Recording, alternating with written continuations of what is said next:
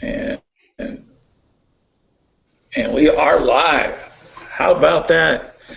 Internet world and digital junkies, welcome to the Spark of Hope, Unnamed Adventurers Guild's continuation of the group number one going to the north. As we stood by in our last adventure, we had our mighty warriors and champions tucked away on the cold, cold, snowy, icy environment in a cave, taking shelter from the storm on the outside.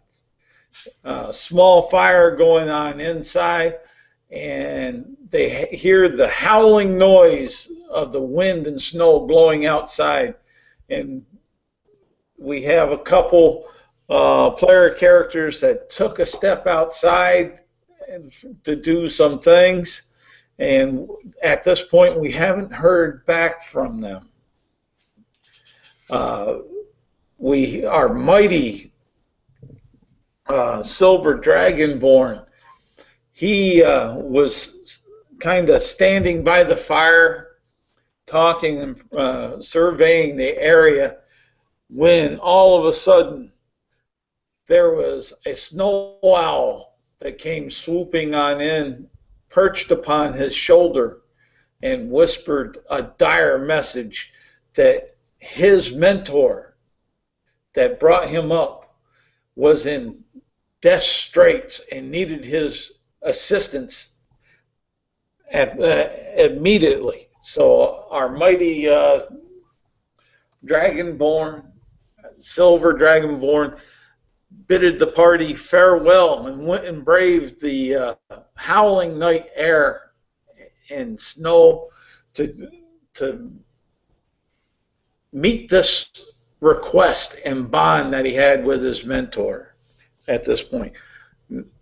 With this scenario now set, we'll cut to our two last champions that are inside by the fire, and allow them to do a quick introduction of their characters and whatever they have there, and then we'll get into the real meat and destruction.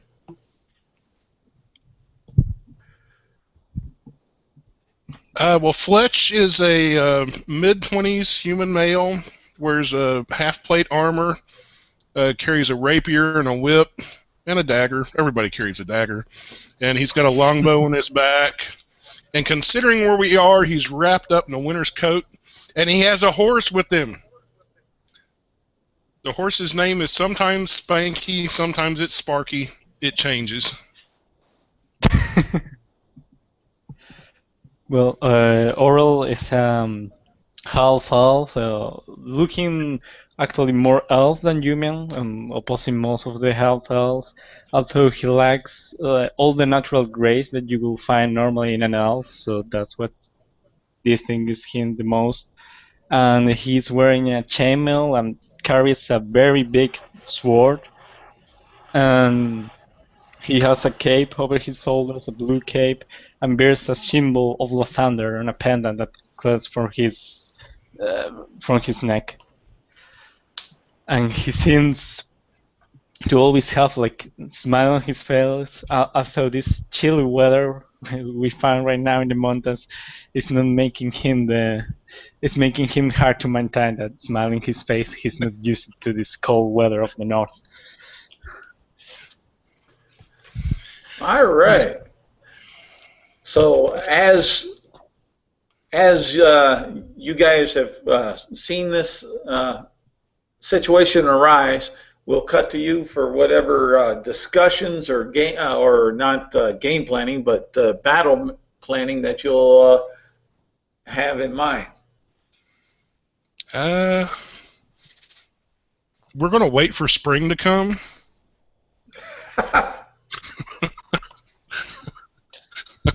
That sounds like a good idea.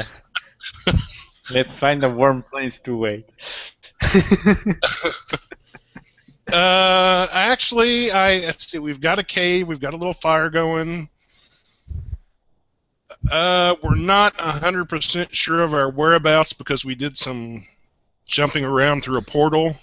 I think we still want to go north, but to my knowledge, unless Oral has a surprise for me, neither one of us are like trained outdoorsmen or anything like that. So I'm guessing... No, not really. That's not my specialty. Mine neither. As I say, I'm a city boy.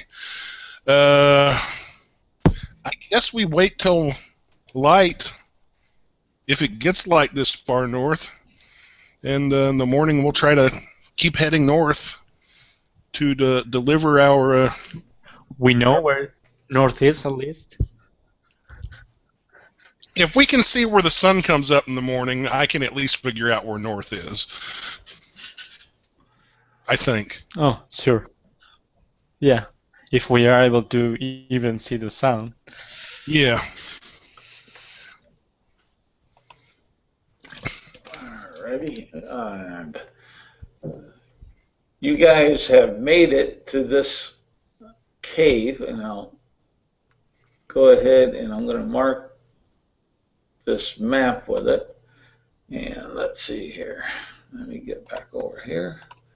And I will share it for you and all our gracious viewers so they can stay apprised. Right up over here, this black dot in this snow mountain and snow hill right in here is where you found the cave and took solace from the evening storms. Right up over here, for any of the viewers that haven't been following us, this is where it says Silver Oak Heart's Lair is where they need to make it to drop off their piece of the shard.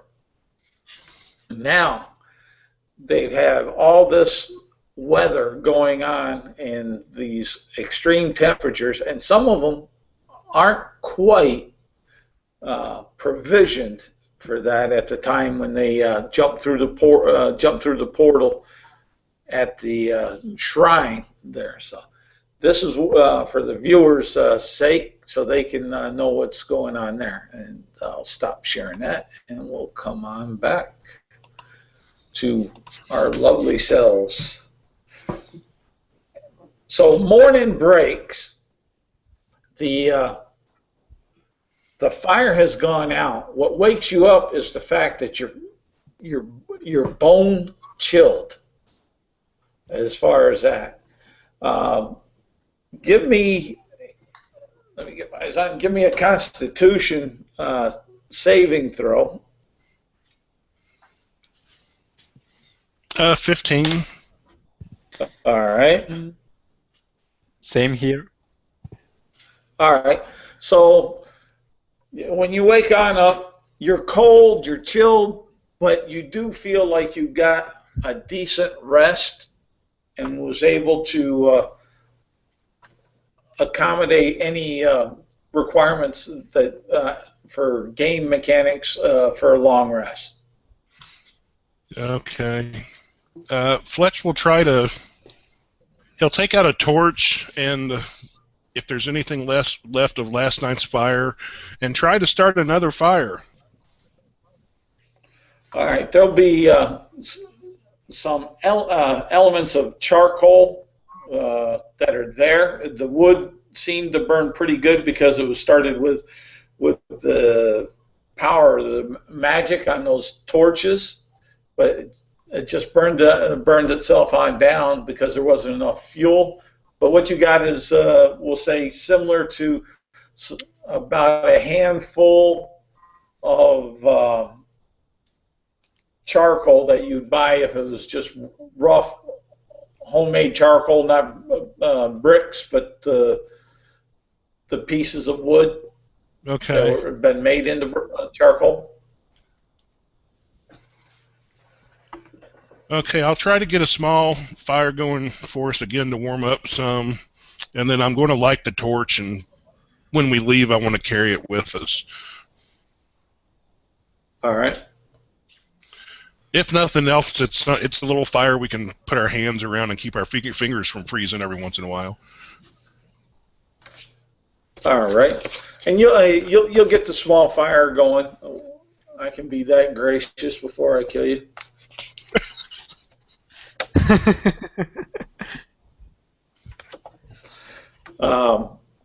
But yeah, you'll get the small fire going. Your horse, Spanky, there has frost on its hair from being in there and cold. Give me a Constitution. Give me a Constitution saving throw for Spanky. Well, I rolled a 2. All right, Spanky seems to be shivering pretty good, and seems to be acting kind of stiff. As such, Spanky has one level of exhaustion. So what you would perceive as the elements of being exhausted in the frozen tundra, as the horse showing those symptoms. Okay, I'll try to position him near the fire, what little we have, and then I'll pull on gloves, and I'm going to try to warm him, basically rub him down some, especially his leg joints. And if I can't, I'll take his saddle blanket, and I'm going to kind of try to hold his saddle blanket over the fire a little bit, kind of to warm the blanket up some. And once I feel like, if I think I can get it a little warm, I'll kind of lay that across his back. All right. You'll be able to accomplish. And I'll feed him. Okay. You'll be able to accomplish that. That's not a large task. And if you're doing that in about an hour, Spanky will seem back to his old self. Okay. So it's light outside now? Yeah, it's a grayish kind of light because it's being filtered through the snow that's coming on down. Is it still snowing? snowing? The wind isn't as hot. Yes, the wind's not as harsh, but it's still snowing fairly steady.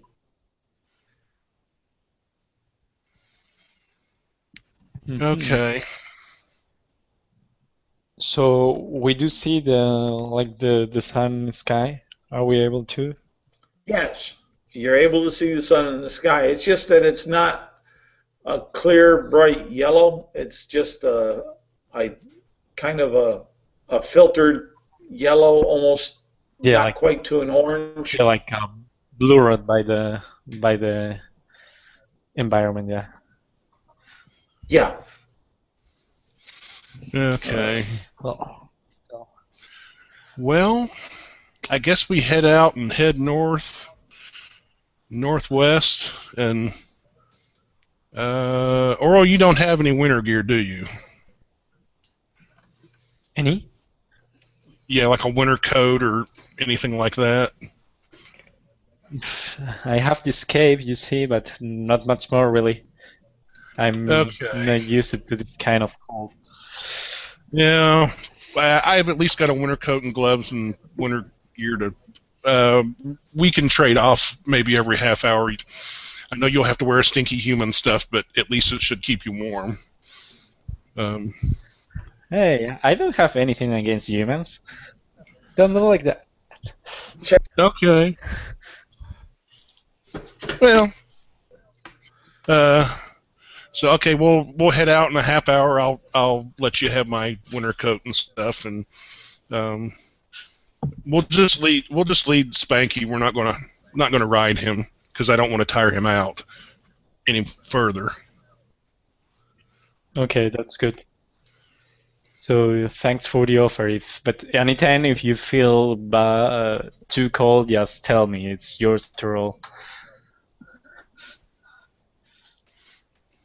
I don't guess you've got any kind of fire magic or anything like that, do you? No, I mean, fire mike's not my specialty. I actually not very good at mine in general. Just started to be able to channel the power of the thunder that he gives me. So not much, no real proficient still. Okay.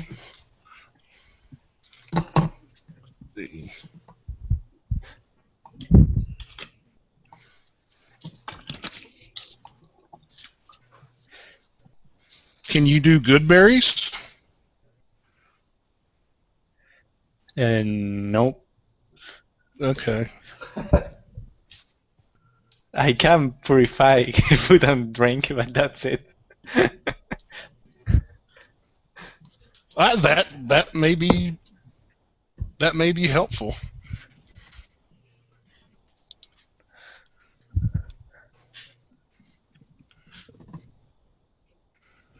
Okay, well, I suppose we will head out into the cold, and like I said, after a half hour, I'll give Oral my coat and winter stuff, and maybe I can take his cape and we swap around. yeah. All right. And like I said, I'm going to take a torch with us, a lit torch, so we can kind of use that for a little warmth. Yeah, for the hands, especially to know those mobilizing the fingers. All right. Yeah.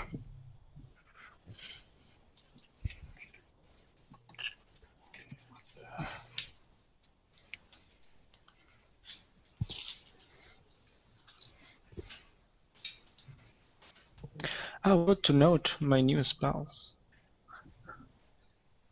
Ah, no, they are not. And as you're going on out, we'll you're taking a bearing from the sun as far as that. So who's going to lead? I guess I will. Yeah, I think it's better to. You seem more. How to say? I mean, experience, hardened. Sure. Alrighty, and trying to see here. All right, give me a survival check or a nature check, whichever's you're better. I got a 12.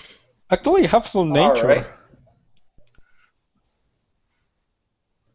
Oh, you have some nature? All right, I'm proficient in nature, yeah. Not a big thing, but I have something. Okay. Well, go ahead with my 12 for now. We'll see where that gets us. Okay. Well, you seem to feel like you're heading in the right direction as far as that from looking at the sun and keeping it over kind of on your one shoulder. You know that that's marking it to your east, and you're using that to calculate your time. And then where it should be about noon, you'll figure would be about north or in the direction that you want to be going, because it's headed towards the west, east to west, and such. So you feel you're going in the right direction. Let's see here. Trying to get to, and I do apologize for being so slow on this now because I got to adjust a couple monsters here. It's okay, man. Don't worry. I didn't like that. Make them harder.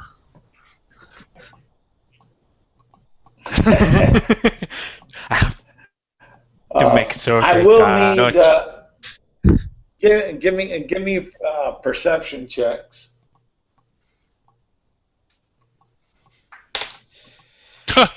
11. Natural 1. Uh, okay, Darn the snow in my eyes. that's right. You're having a hard time. You're having a hard time seeing the snow's blowing and such. And where is that?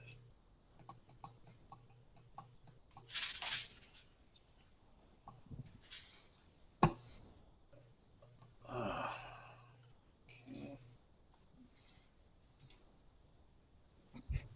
this is a neat alternative monster, but yeah, I'm not finding them. So I'll just work with what I got here on the sheets and just do as you're coming by the snow mountain, all of a sudden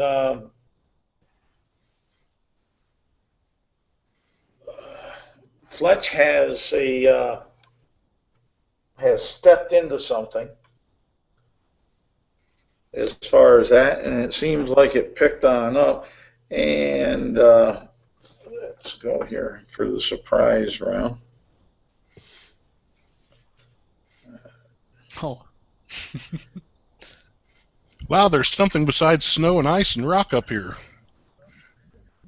Yep.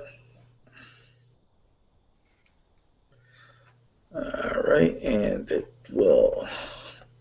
Let's see here. Stupid thing. You may have got lucky. Does a 15 hit you? No. No. You saw all of a sudden. You saw this. It looked like a white piece of snow jump up and slap at you. But you were just too quick for it.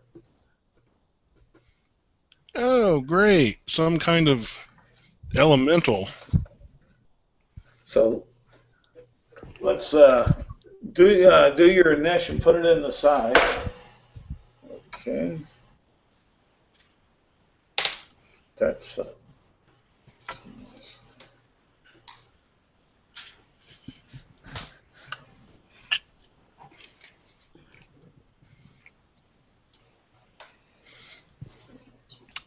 Ah, that's sweet. -4 initiative. Yes. You have a Hey, -4 hey. initiative? I rolled for a stat with the usual 46, rogue 1, and I rolled 4 fucking ones for one stat. So Oh. yeah, I have 4 initiative. Alrighty. And up in the chat here, I'll put the monster.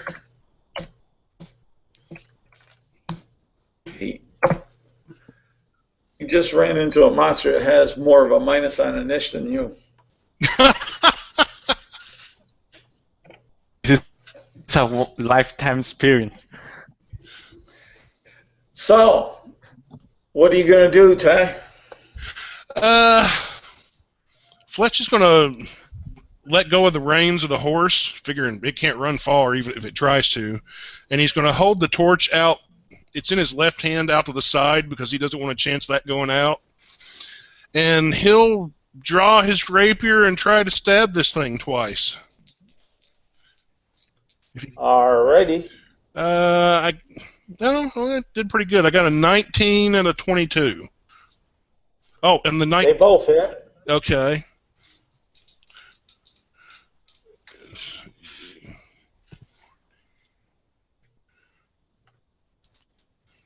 For a total of 20 points of damage. All right.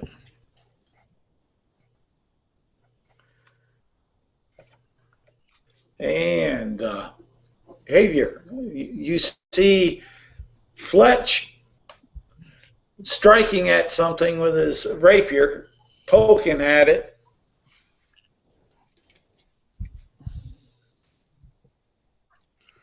Oral hesitates for a moment and then goes to grab his and sees it and change the thing. So the flat's hidden and he will try to get it too with oof.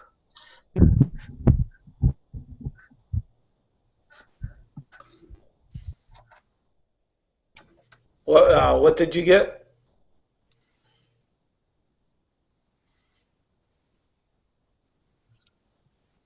You there, Javier? Yeah, I'm here. Oh, what did You're I heard that you said you hesitated, and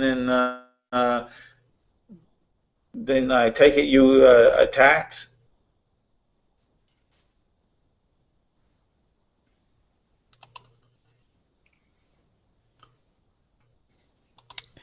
Wait a second. Yeah, it's I need to hit. All right, you hit.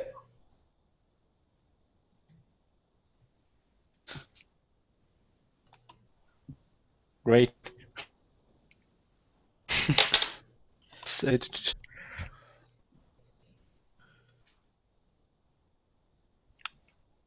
And What are you hitting it with?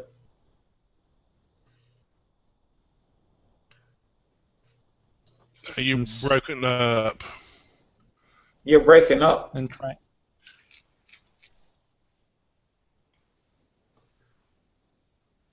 No. Isn't it? What Is did it you hit him with? Yeah, I think it is.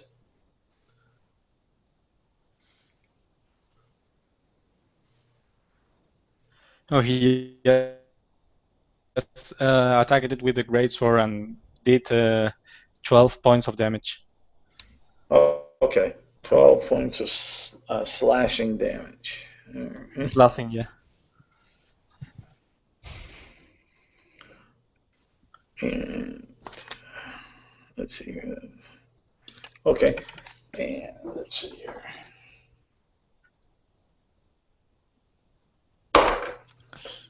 And that will. Let's see here. He does his full attack.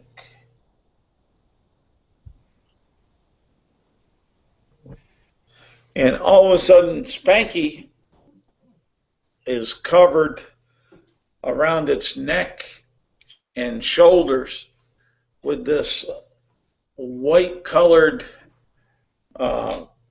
material. And let's see here. Spanky gets D8 plus 2D4.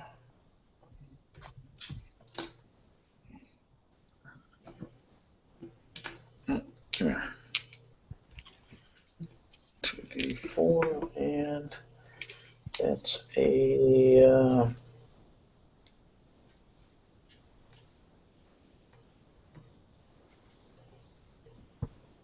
all right. Okay, Spanky gets 13 points of damage, constricting, and 5 points of cold damage. Oh no. How many hit points does Spanky have? I'm trying to find it. I had it written down, but now I cannot find it. Let's see. And to the top of the order. He's just a riding horse. That may have even been enough to take him down. Just see real quick. Is he a riding horse? Yeah, I call him a war horse, but he's not. It's 13 points of life they have. Left. or total? No, 13 is the total a riding horse has, Okay. and Well, war horse has 19. okay. Well, he's gone down then.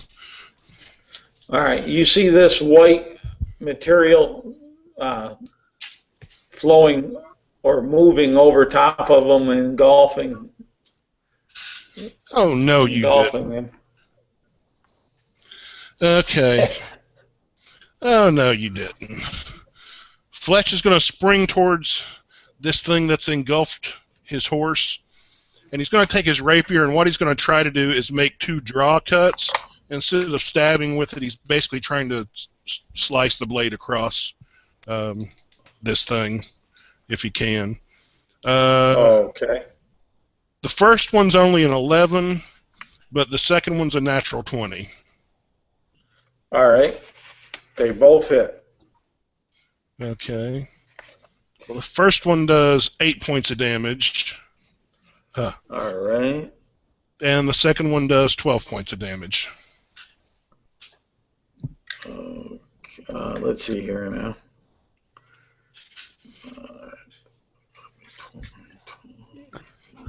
All right. After you do that, you'll notice that there seems to be 2 of them now. Oh, great.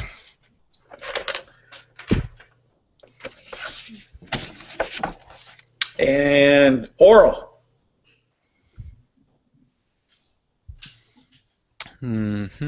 So, well, I guess Earl will shout, "No, Spanky!" and he will also full-fledged trying to, well, keep hitting this strange thing that is attacking his horse. And that's 11 to hit. Yeah, that hits. That a hit? Which one? Well, the one on the, I guess, the right. And that's 7. Okay. No, 7 plus 4, 11 points of damage. It's lesson. All right. And you'll notice that there's now 3 of them. Great. They are smaller, at least. Yes, they are smaller. You see some blood pouring out of the flanks of Spanky from where you hit the one on the right with your greatsword, slicing on through. So, but the one thing that you would notice is that that white beast doesn't seem to turn red like the rest of the snow, where the blood is flowing down and ice is flowing down onto it. Okay, so question, and this may take a perception roll. There's 3 of them now. All right. Are they like Yes. Are they springing up like from the ground, or is it every Yes. time? So it's not like. Oh, all right. I was wondering if like every time we cut one. To answer your question, yes. When you're slashing them, it's cutting them and creating a smaller but similar creature. Oh, jeez.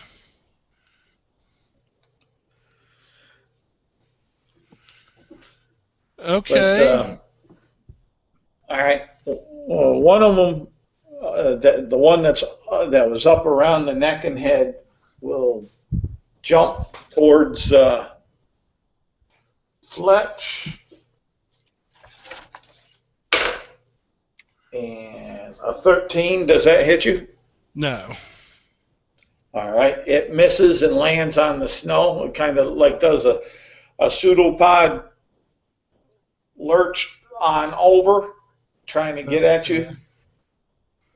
The one that was kind of around the saddle seems to be taking a strike at the oral rather, and Does a 11 hit you, Oral?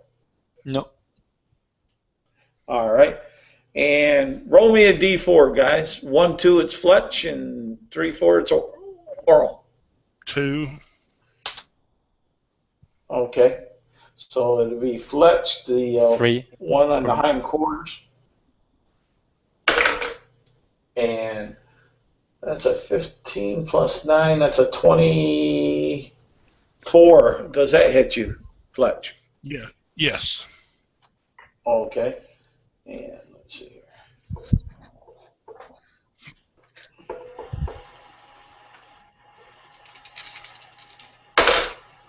And you take 3 points of cold damage and 12 points of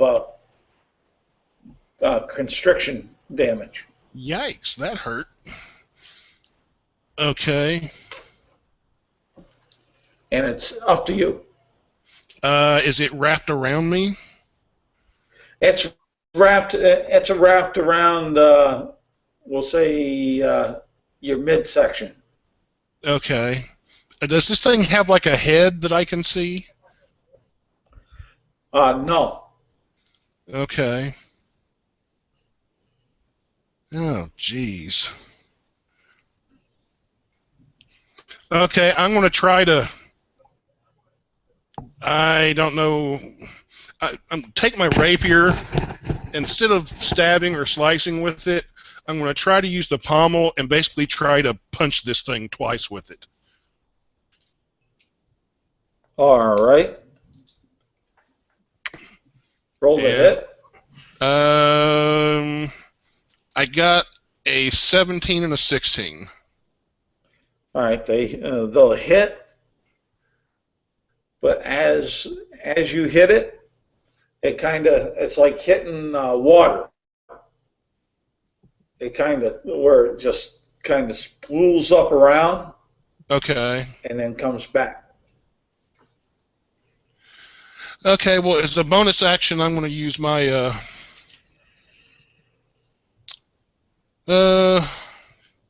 my second wind to heal some. Now I get 8 points back. All right. Okay. Okay. Javier. Could I try to hit the one that is rubbing around Fletch, or that will risk to harm Fletch too? Go for it. It could harm Fletch, but you got 2 others that are one that's over in the snow and one that's on the remains of Spanky. Okay, I will attack the one that's on the snow then. Trying to hit it like not with the edge of the sword, but with like the plain part. Don't know how to say it. Alright. That's 14. That a hit? I'm going to use a smite. So that's gonna be... I mean, I have to change the dice I roll for the damage due to the not hitting with the edge, or... No, hitting them with the edge, go ahead. We'll just go ahead and it's counted as bludgeoning damage instead of slicing. Okay. And with that, you'll see it do the same thing that happened when Fletch used the pommel of his rapiers. Well, that will be, I don't know if it has an effect, but it will be 11 of the bludgeoning if it does anything. And it's, ooh, that's good. It's 10 of radiant damage from the smite. Radiant damage? Sorry? How much radiant damage did you say? 10? 10 points, yeah. Okay. And you'll see that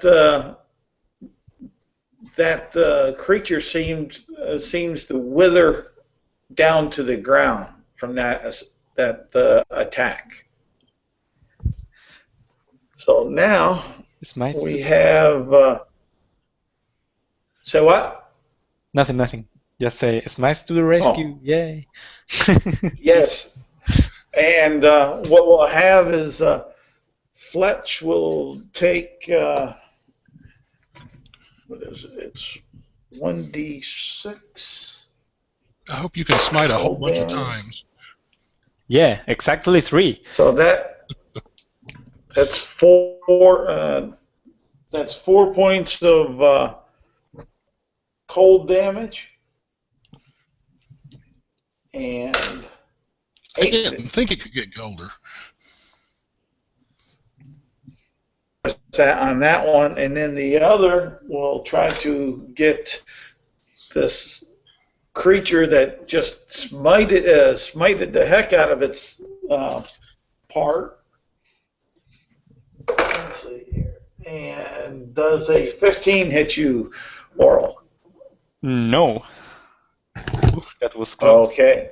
All right. So this pseudopod shaped thing from Spanky reached on up to grab at you, and it just couldn't reach far enough. You step back, and it just up there in your face, and then snaps back up to Fletch. Okay. Well, I'm running out of options. I can't punch the thing. I can't slice it or stab it. I don't want to do this because I'm afraid it'll go out, but this thing that's wrapped around me, I'm going to take the torch and hold it, the fire against it. If I burn myself, then I do. Okay. And when you do that, it moves away from, as you're bringing the flame towards it, Yeah. it starts moving away from the fire. So does it let me go? Not totally. It hasn't moved that fast. Go ahead and roll up your damage from the fire. We'll say it does 1d6. 1.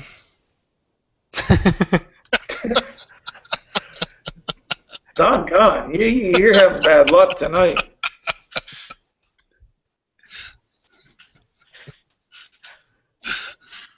All right. And from there, it is Oral's turn. Well, Oral's going to try to take its retaliation at the one that tried to hit me. And that would be a 10 to hit. That a hit? Yeah, then, well, I roll directly the smite because the other doesn't really matter. And that's 10 points again, exactly. All right, that one back to the ground. So all there is the one on Fletch. So let's see here. We have 4 points of cold damage to Fletch. Okay. And 17 points of constriction damage. Wow. That hurt. Wow. I could be down by now if I were you.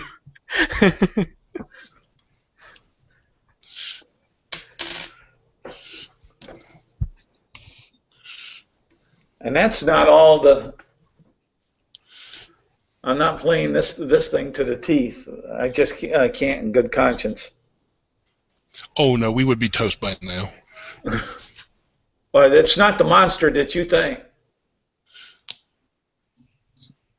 I don't think. Oh, if it was the monster, I think we'd definitely probably be toast by now. Maybe. But maybe. Yeah, I think you probably have a better chance against that thing. Okay. All right. Well. So it's up to the top. It's up to the top to tie. Well, Fletch is going to Damn. If it hits me that hard again, it could take me down. All right. My main action, I'm going to drink a healing potion. I get All back right. 11 points. Okay. And then I'll try it. It constricted me again, so I'm going to try to hit it with the torch again. With my offhand, and my bonus action, basically. Okay. It will move. It will move away as you're trying to do that, but roll up the damage. 6. All right. And it's not looking great, but it like it contracted on. It looks smaller. Okay. And Oral. Can Oral try to, seeing that it seems to be affected, try to take the torch from Fletch and try to burn the thing from him?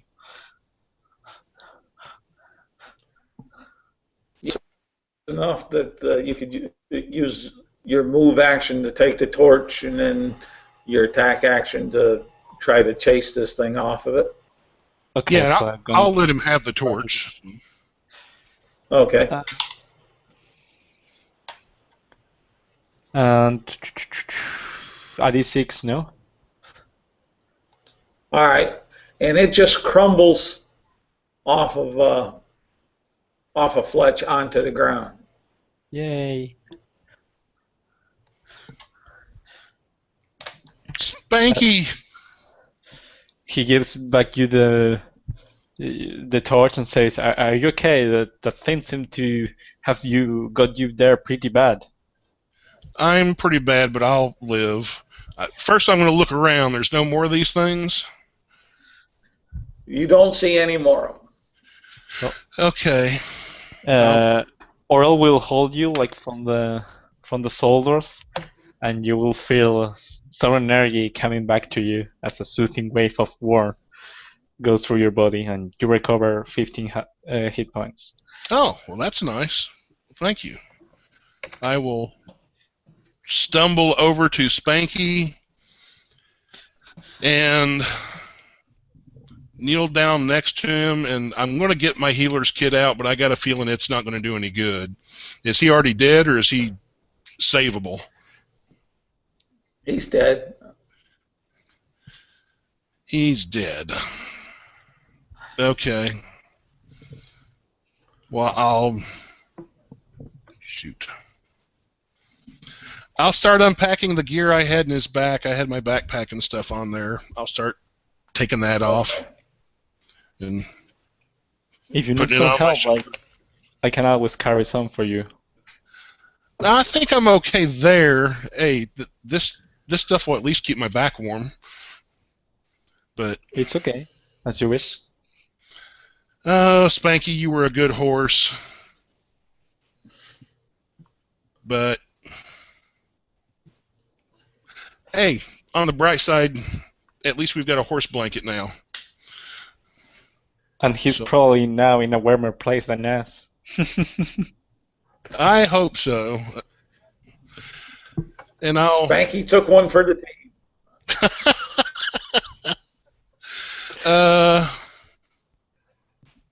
Normally I would say we need to sit and rest, but we're right out in the open. I'm going to suggest we keep moving. Yeah, who knows, maybe more of those things might appear if we stay here, especially now that the horse course might attract them.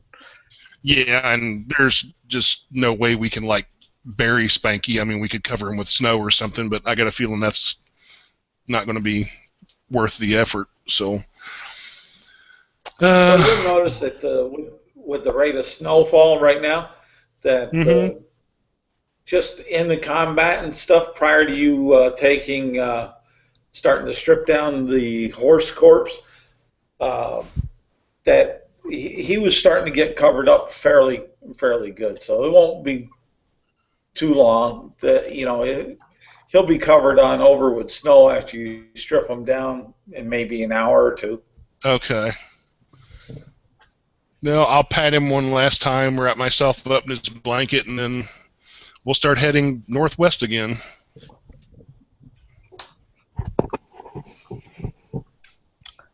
Yeah, gotta keep moving before we freeze here. Yeah. Maybe if we find another cave or something, we can rest. But what is your passive perceptions, guys? Put it in the chat there.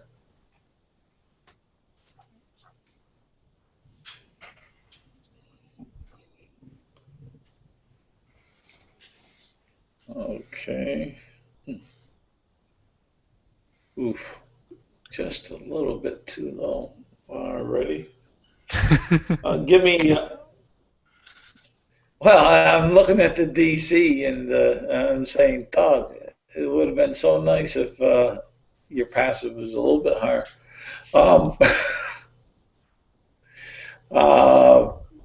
Yeah. Give me both a perception roll then.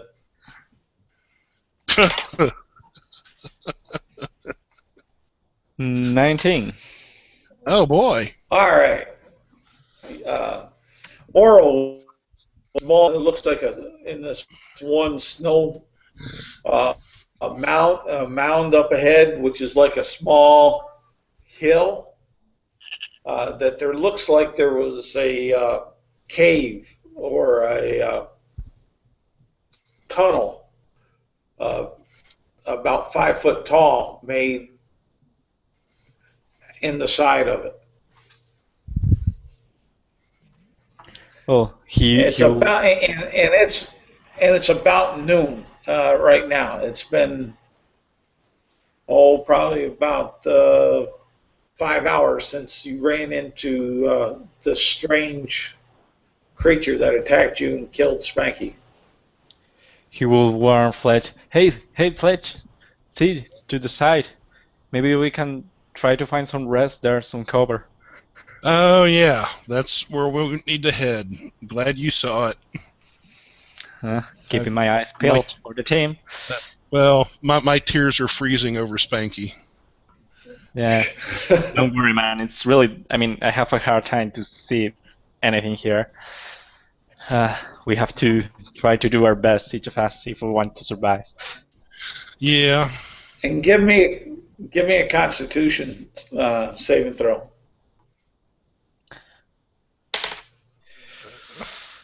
9. 21. Okay. You both are fine.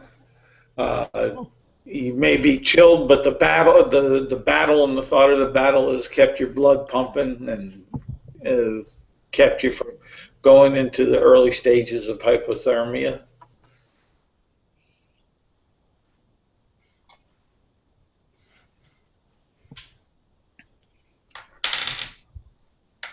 I don't remember how much we're getting paid for this, but I hope it's worth it. You're saving the world. Yeah, there's more important things than the pay, man. We're saving the world. So okay, Fletch knows what he wants then. We're saving the world. It's not the first time he's saved it. Okay. Outside of the game for a second, I just had an image of the, what's the Bruce Willis movie and Affleck movie where there's like a comet coming in to blow up the Earth and they save it? From like 15 years ago or so. No idea. I can't remember it, but it's like there's like a meteor coming in to like hit the Earth and everybody's going to die, and the team Armageddon, yes, the team of guys that has to go off and save the day. One of the things they ask for is to never pay taxes of any kind again, and that's the a sweet move. Yeah, and that's the thought that goes through Fletch's mind. I never want to pay.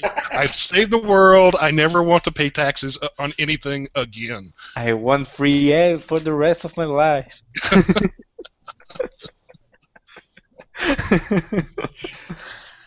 All right, you find this this tunnel. Yeah, it's tall. It goes back in a ways, and it starts getting dark inside it. How tall? You said Five tall, foot, like. 5 foot tall. Oh, okay. Well, not very tall then. We'll take our torch and go back in there.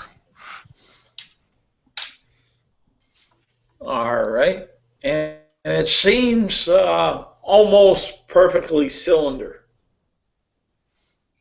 Hmm. Doesn't really seem like a natural cave.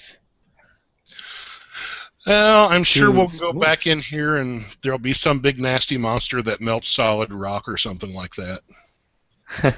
Just what we needed. Maybe we can ask him the directions to the lair. Yeah, Be and positive, man. if he tries to kill us, at least if we die, we won't be cold anymore. Yeah. You see, there's always a bright side of things. We got this. We got this. And Spanky will be there waiting for us. Yeah. Oh gosh, I don't know. Maybe I shouldn't die. I could think of some very nice individuals who might be there waiting for me. Ugh. All right. So what are you guys doing inside this cave that's kind of dark? Well, we probably had to light another torch by now. Um, Oh, okay. Is there a bend or anything? Does it turn? It goes on in. You'll see that it. Well, let's see here. Oral has 60 foot of dark vision, correct? Yes, yeah, everything has fucking dark vision. All right. You'll see. Oral will be able to see that at about 60 feet down, it looks like it starts to turn, but he can't make it out because it's right on the edge of his vision. Okay. Mhm. Well, I'll tell Aura I want to go back far enough so at least we're away from the wind.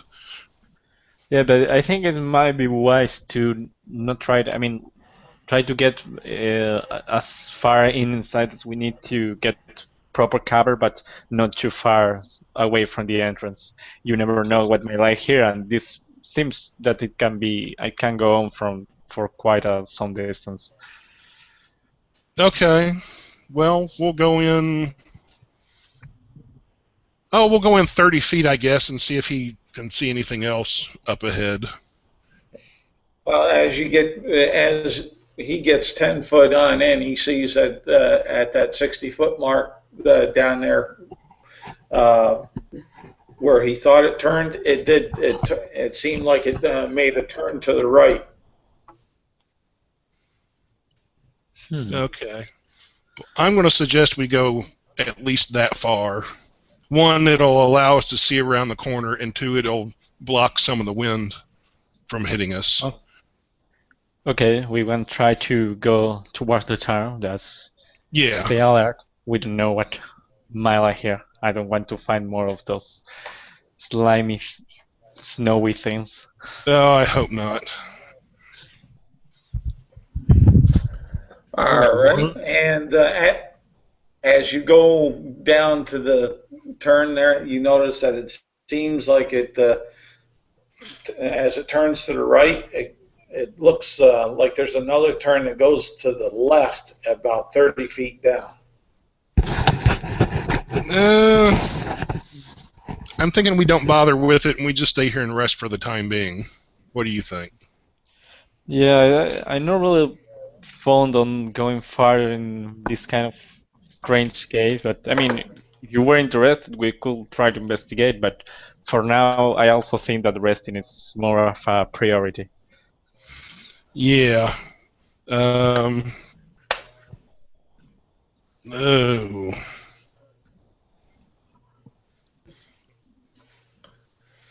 Well, I'm going to take out. Okay, my kit. Let's see. I'll take out 3 more torches, and basically I'm going to try All right. build them into a triangle, or a tripod kind of thing, and basically use that to make us a fire. All right, no problem. It'll take you a little bit to do all that, but you'll get it accomplished. Okay. And then I'm thinking, what time of day is it? Right now, it's probably about 3 o'clock in the afternoon, the best that you could tell, somewhere around 3 to 4. The light outside is dimming. Okay. I'm thinking we just take a long rest and stay here all night. No, I thought 3 is demon. This is like Sweden. Do what?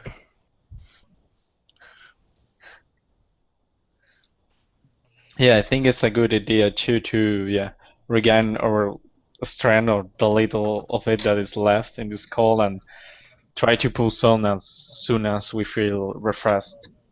Okay. Yeah, we'll just take a long rest and heal up and eat and rest. Okay. I can try to spend. I mean, I feel pretty good. Still didn't really got hurt by those things. If you want, I can try to take what's at least for some part of the rest. Okay.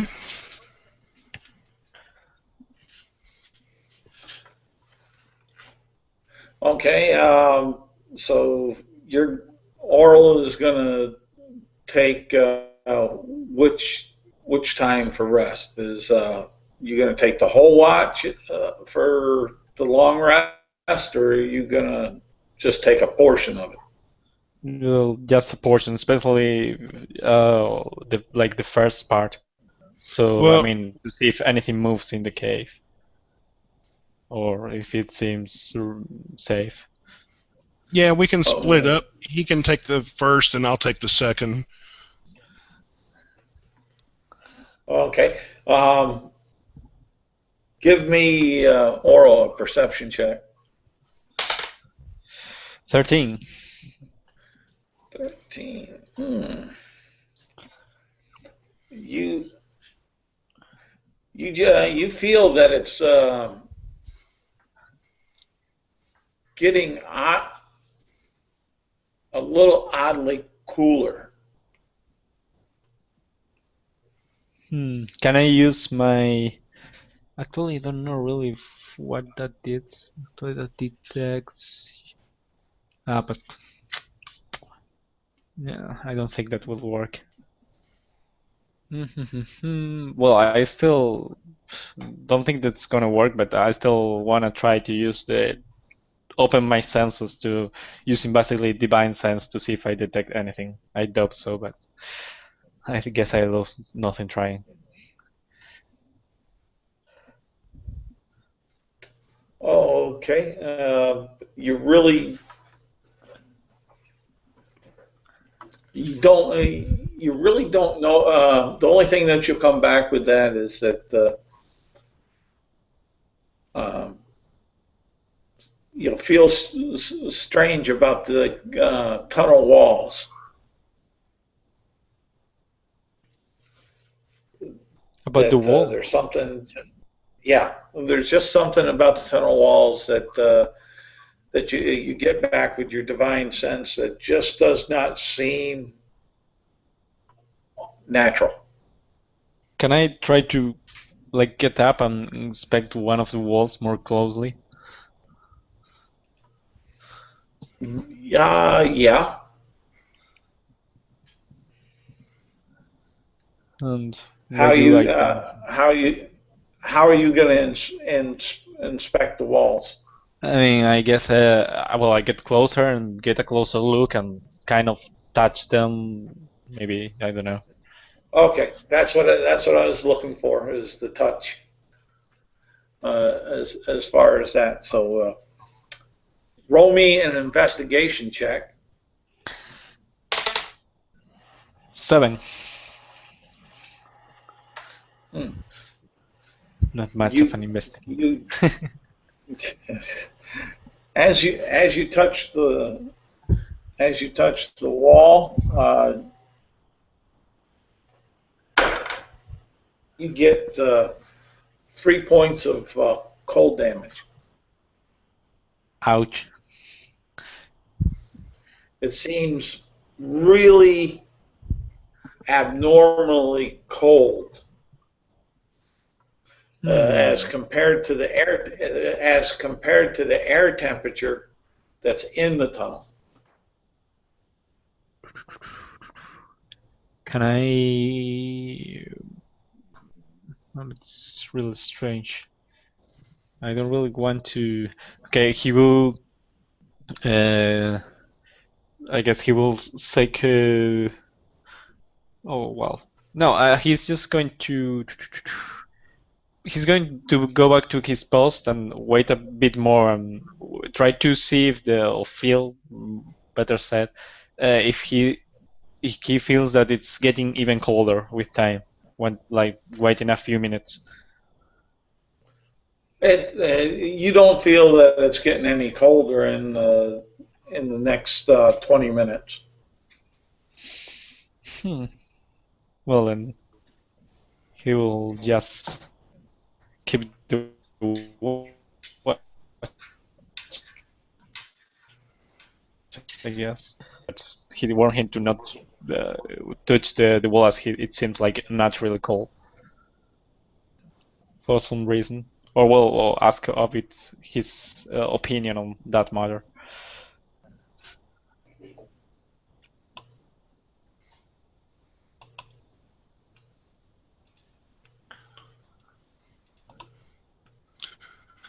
Well, Fletch is going to sleep on through it unless you wake him up.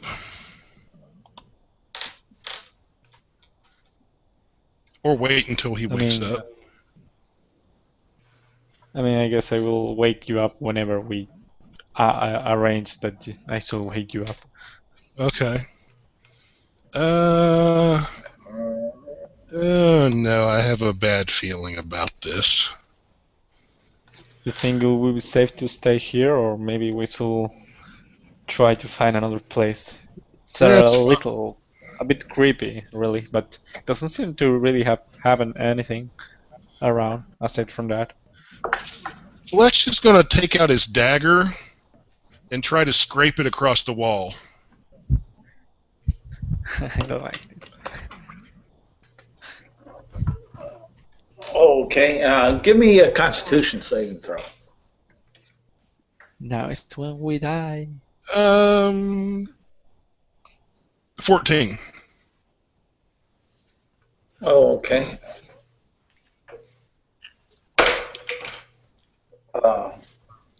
Take 3 points of cold damage, and you notice that when you did that with your dagger, yes. Very cold frost kind of covered the whole dagger right up to your to where you were gripping it.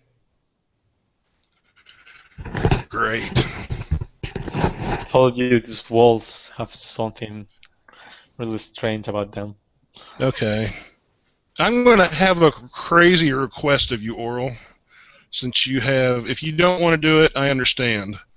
But I was going to ask, since you have dark vision or whatever it's called, if you could go on ahead to that next bend up there to the left and just look and see what's around there. Yeah, and I can certainly do that. It's just a few feet ahead. Not yeah. At all. And if there's nothing there, then maybe we'll get out of here. Okay, so I just walk to the other turn and look what's beyond. You see the tunnel go for about 60 feet as far as you can see. It looks like it's going straight. And then you see basically darkness. I yell to Fletch. It seems to keep going straight, but let me go a bit farther, and he advances a little bit. Before you do that, hold on a second. I'm going to take out my bow, and I'm going to take an arrow and tear a little cloth out of the horse blanket and wrap it around the arrow, and basically set the end of the arrow on fire. And Okay. then I'll go down to where Oral is, and he says it's 60 foot straight. I'm just going to aim into the darkness and try to shoot straight ahead. Okay. How far back are you pulling on the bow? He can see 60 feet, so I will, sort of in my mind's eye, I guess, aim for about 100 feet. Okay. And it goes down about 300 feet before you hear it stop with a clink clank, and you see this little light from the horse blanket that was put afire that's starting to build itself back up and burn around the arrow and the horse blanket. So it goes at least 300 feet? Yep. Well, Oral, we've got two options here. We can either go back outside, or we can go this way. What do you think? So we basically have two ways to freeze. Interesting. I mean, I feel intrigued by this tunnel. I mean, it's really, it's so like smooth for being natural, and then this really long straight. I mean, this must lead somewhere. I mean, it seems like it has been built by something. Yeah. Okay. Well, I'll go back. I don't think a monster will do something like this. I mean, well, I guess there's a lot of monsters I don't know of, but that seems, at least seems made by something intelligent, maybe? At least. Okay. Jeez. All right, I'm going to light another torch. Gosh, I'm getting low on torches. Okay. I have torches too, in case. Oh, okay.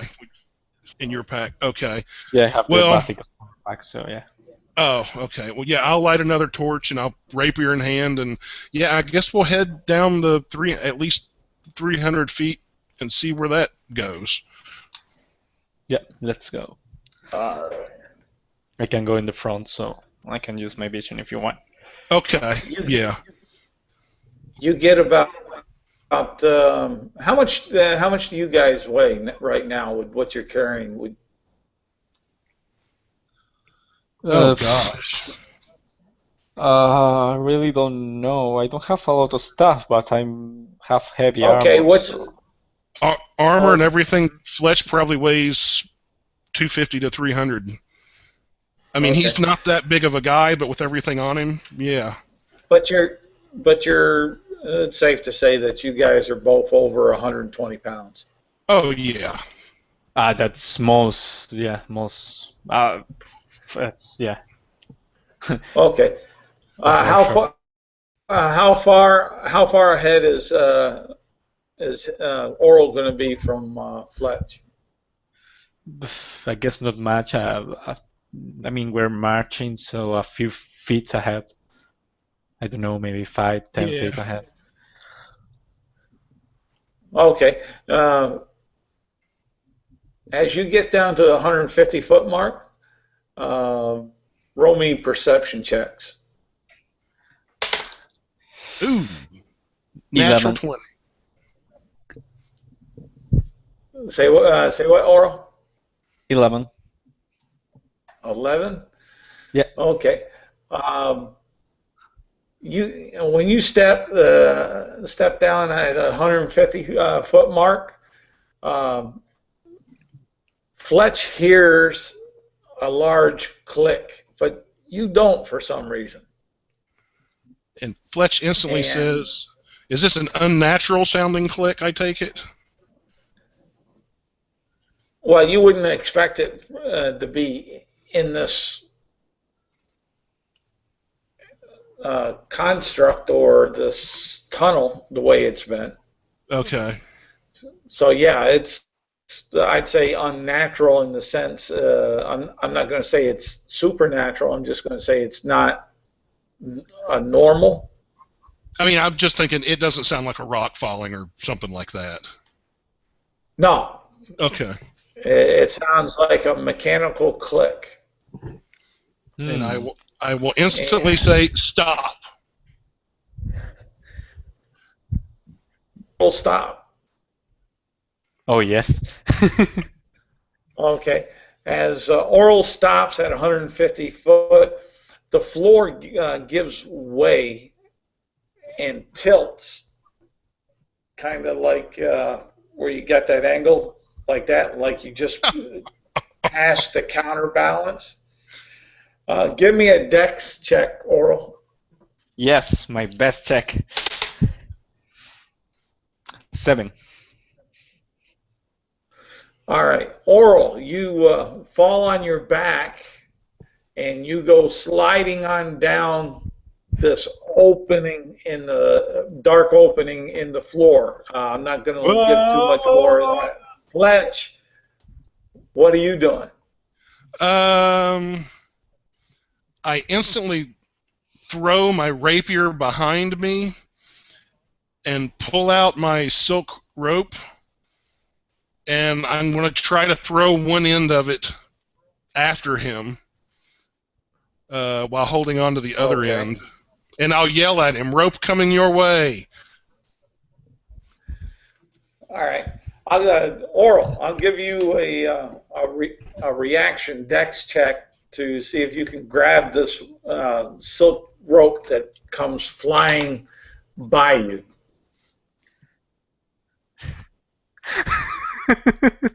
0.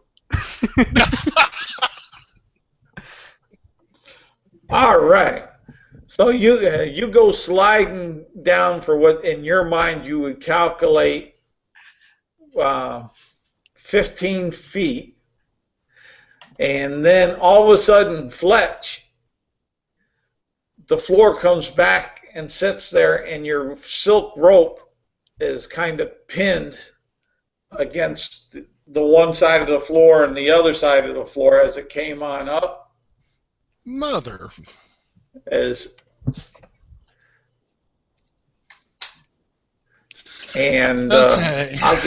I'll get back to Oral here. I'll let you do some thought processing for this.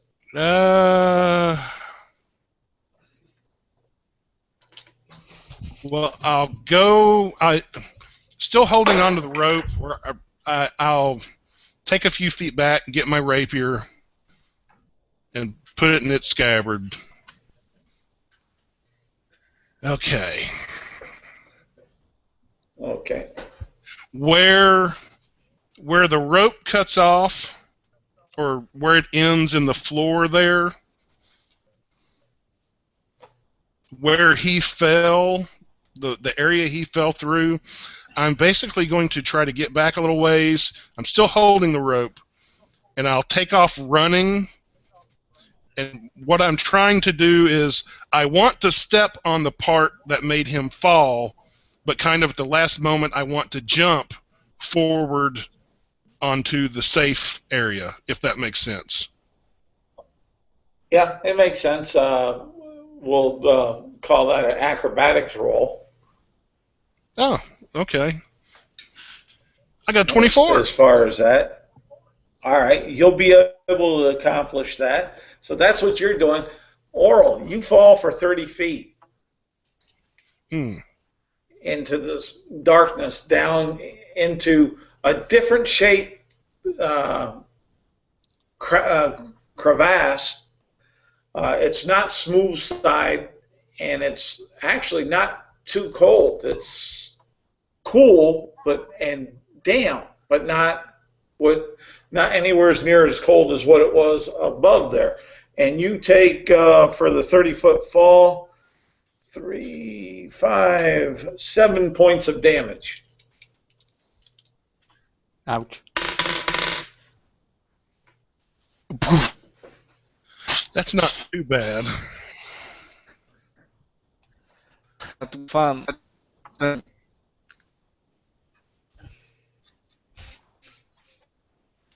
You broke up there, at least on my side,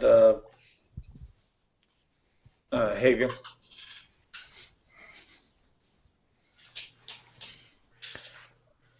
Nah, but let's never do that again. Okay.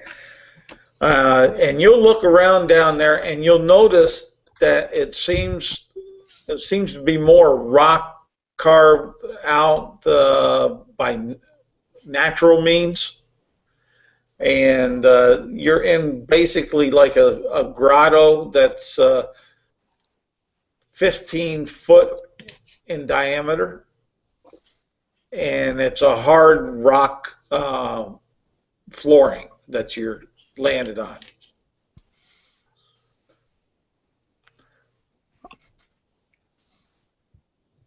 Actually, he will like put his hands around his mouth and like so to the sea. Fletch, I'm down here. It seems to be another kind of corridor and wall. Do you hear? I'm more or less fine. Okay, and we'll switch on over to Fletch as you see Fletch running, hitting the 150-foot mark with the silk rope in tow on his side, leaping as far as he can leap. And he all of a sudden he hears that click, and he sees the floor start tilting down in that same angle. But as soon as he took off, it flipped back up and locked back in place. And Fletch lands over on the 150, the 165-foot mark, and safely and soundly. Okay. Fletch is going to lay the torch down to the side because he's got a feeling he's going to need both his hands. And he's going to try to take out his dagger and see if he can basically pry this like trap door open.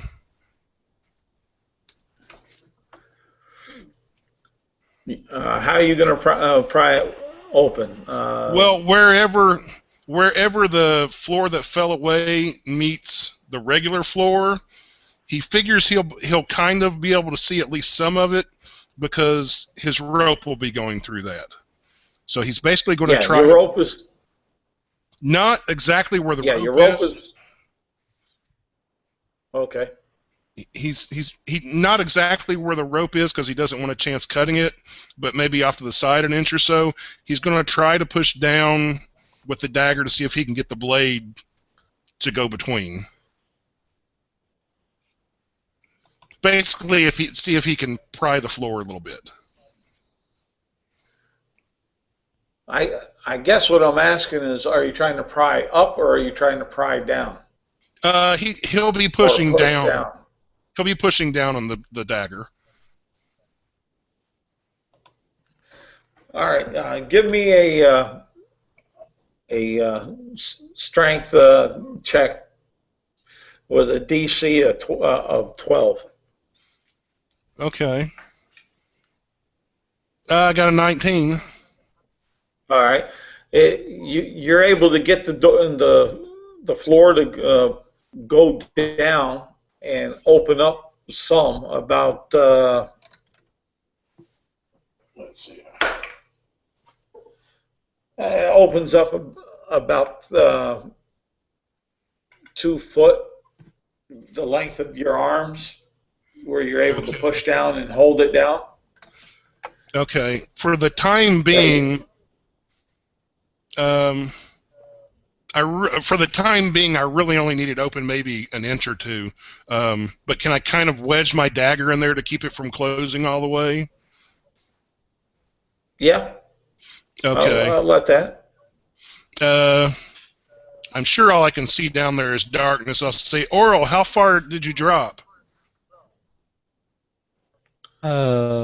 Actually, It was like 30 feet, I think, so I must be able to see if you make a hole, if light passes through.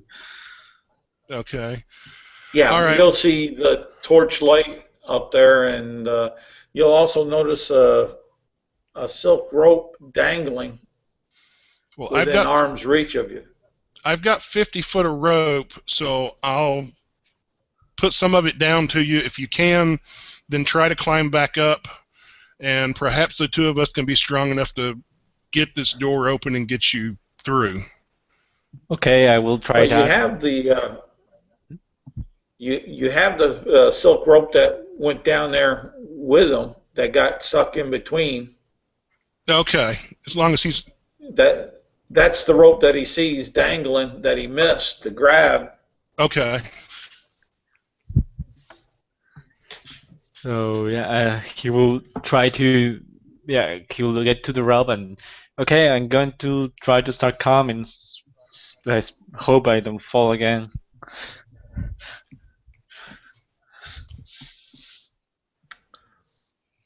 All right, give me three. You got athletics. Yes, I'm proficient in athletics, I think. Let Okay. me, yeah, I'm proficient in athletics. Okay. Give me three athletics checks to see about getting up there. Okay, 15 for the first one, All 9 right. for the second one, and 25 for the third one. As you're going on up, you're up about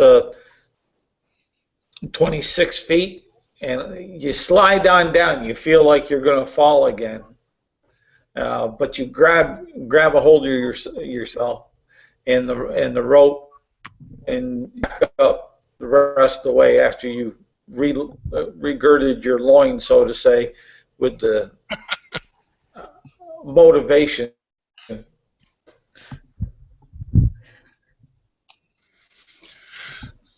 So you make it on up to this crack in the floor that's there now, where there's a dagger that's pinned between it, giving you about 14 inches of open space. Okay. If you can climb up and kind of, when you climb up, you might want to wrap the rope around your wrist good, or your waist if you can, so you don't fall. But if you can, put pressure on the door so that it opens, and I'll remove the dagger and try to push down from up here so that maybe you can get enough room to get above, if that makes sense. We can try that. When we can, maybe I can try to somewhat wrap the rope around me, and then try to help you push down Okay. from the, how do we say, with the opening, Yeah. grabbing there. All right. Check.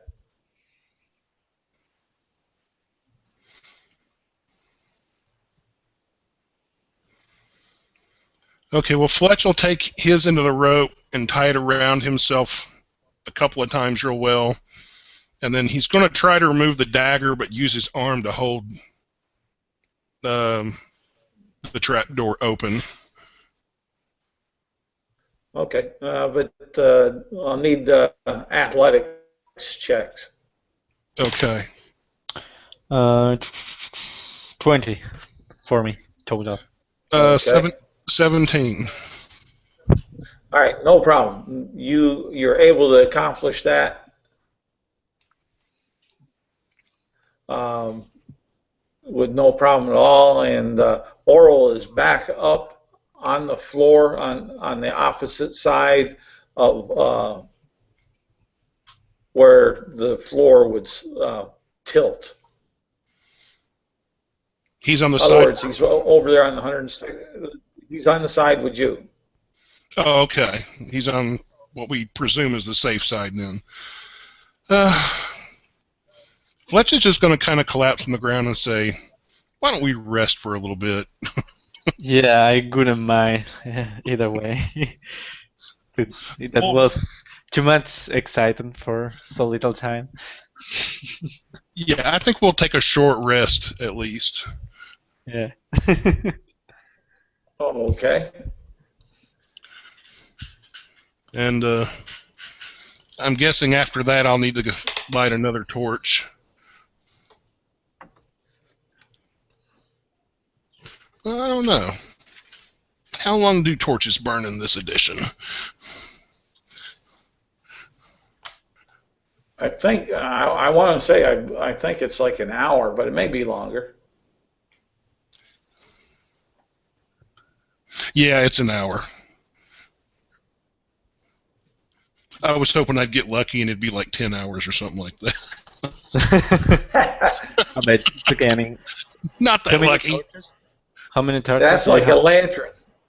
Yeah. Okay. I still got a few torches left after this one.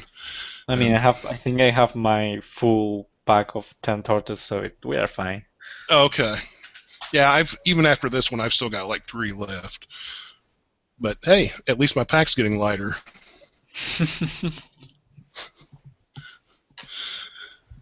Okay. Well, we're going to rest for an hour and heal up a little bit, and I guess move on. Yeah, maybe seeing that there's this kind of trap, you think it will be of use, like wrapping between ourselves with a rope, tying ourselves together. Yeah, that's probably not a bad idea. You on one end and me on the other. Yeah. With in each end to have some maneuver distance on the middle.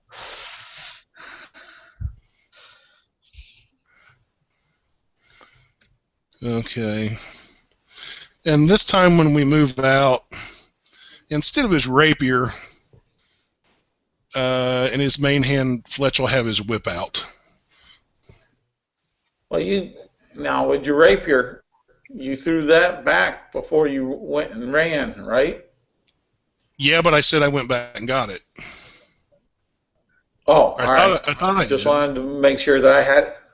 No, I just wanted to make sure I had it clear in my mind where things were. That's all. Okay. Alrighty. And I'll have the torch in my offhand. Well, like a boss. Do what?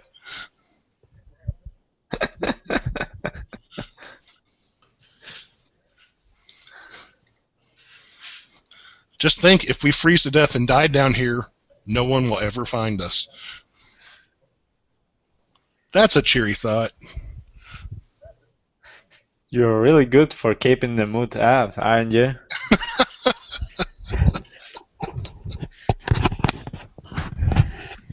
Man, you gotta be positive.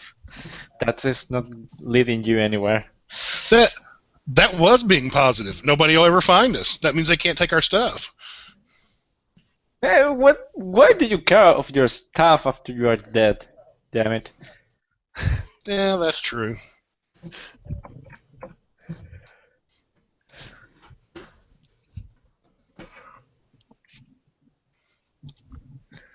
I don't know. I've had dead people ask me for stuff before. Yeah. Such a nice conversation you might have.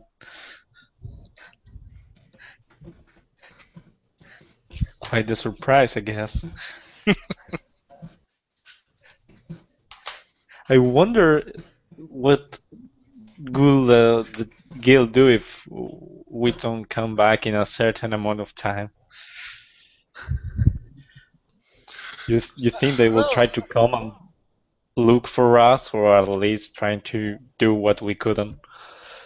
Well, normally I would say they probably wouldn't send anybody after us, but considering what we're carrying, yeah, they might send somebody to look for us. See, let's be positive. And now let's move on. Okay. Do you want to take the lead again, or do you want me to this time? No, it's okay. I can keep forward. I mean, well, Okay. you can tag alongside me. I'm okay with that. That doesn't matter to me. But you can see further than I can, so you should probably take the lead. Yeah, it's okay. And we're moving. Okay, and you go on down the hall, and you come to this strange looking wall that seems to have a group of ruins upon it.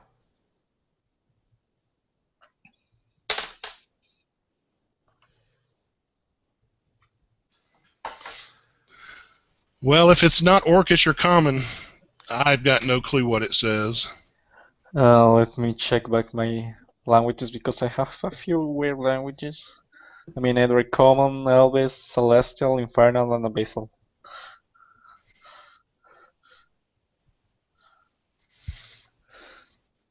But maybe there's rules and not just language by itself.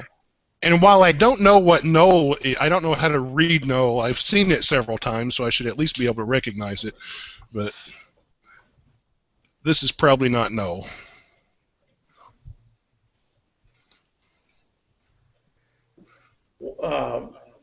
No. Oral, what was your languages again? Common, Elvis, Celestial, Infernal, and Abyssal.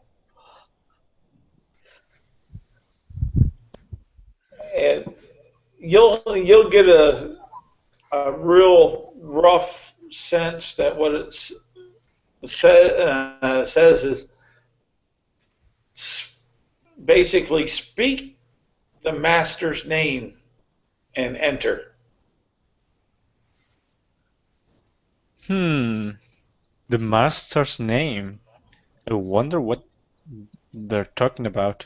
You know of any master, Fletch? It seems to be like a hidden door that it's open when you say a certain name. Huh. Well, out loud, Fletch will say, the master's name. Okay, that didn't work. Maybe I can try to say it in this, I mean, in the different languages. Well, I'm wondering if it's... It might be the silver dragon who we're coming here to meet. I'm looking to see. I thought I wrote his name down somewhere. Do we know his name? You were given it. Yes, you do know it. Okay, so Can you remember it?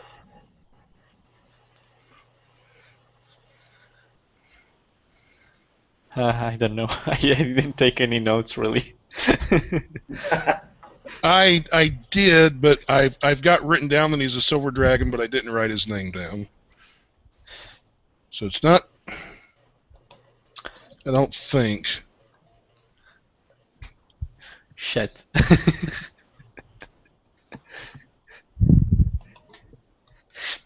The door has defeated us. We must accept our failure and surrender.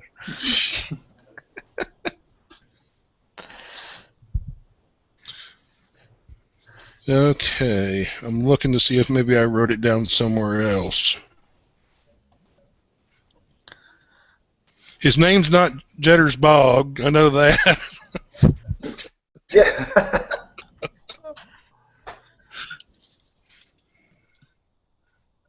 It's not. I know who Basil is. I know who Hob is. I know who Bill Boggs is.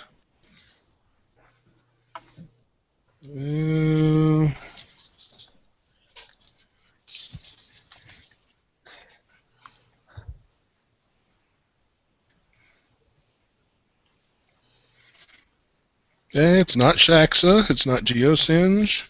All these names are written down, but not the one for the Silver Dragon. That figures.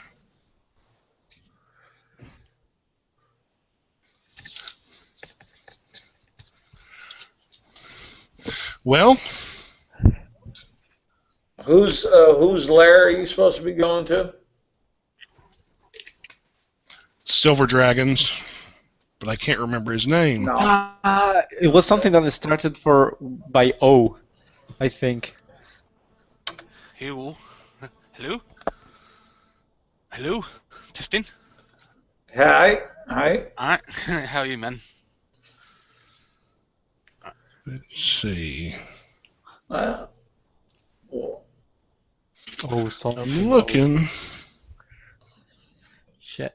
We should have looked at the map properly.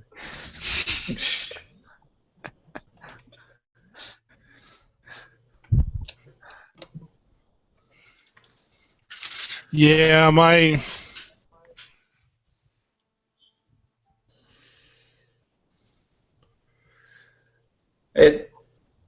it was. Let's see here. If you is it up on the top of here of the map and the waist? Yeah, I've got. All right. Let's do this again here. Come here, you crazy little thing. So what's And happening? what you have. Let me see. They're trying to find their way there. We'll get you worked on in here, David. Okay, cool. You guys see this? Is it Silver Oak? Oh, yeah. Silver Oak Hearts. I'll say Silver Oak Heart. Okay. And it starts, you see that it glows a icy blue and starts to drop down. And as it's coming on down, you you see a figure of a female shape and form in the darkness. Well, no, you got a torch there, would you? Yeah. Standing in front of you as it drops. Looks somewhat familiar, but this is all happening real quick. What do you do? I'm standing there looking her over to make sure she seems to be who I think she is. I don't know if that's worthy of an insight roll or anything like that. Yeah, go ahead and do an insight roll. Who do you think that she is? The silver dragon I saw in Illumina.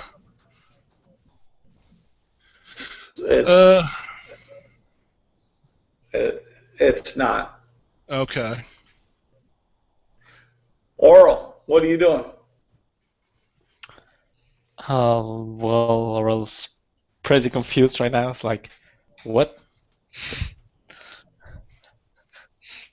I don't know. Okay.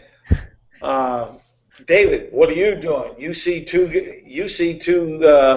guys standing in front of you in armor. Okay, is it Fletcher? One, is it Fletcher? yes. Good old Fletcher. So Francesca will approach and say, it is Fletch, isn't it? It's me, Francesca. Don't you recognize me? We're underground and it's a dark elf. Kill it.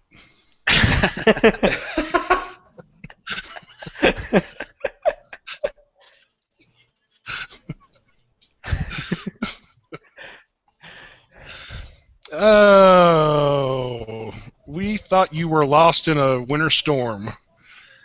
I can survive most harsh winters. After all, I am a druid of the wilds. Yeah, we could have used you earlier, maybe. Yeah, our horse Spanky died. Oh dear. Or he was killed. How tragic. So what is our goal for today, Fletcher? Our goal is to deliver pieces of magic shard to Oh, you're still doing that mission, huh? But you already give the shards to those orcs. no, that was a ruse. Hmm. I But believe Silver Oakheart is who we're supposed to deliver these to, or at least Silver Oak's lair. Ah, very well. Lead the way. I guess I shall help you as much as I can with my magic of the wilds. Well, I don't know what the way is now. So this door opened and Zan is revealed. And is there anything beyond the door? Well, you'll see a turn in the tunnel behind the door, and there's the smell of fresh air coming from it.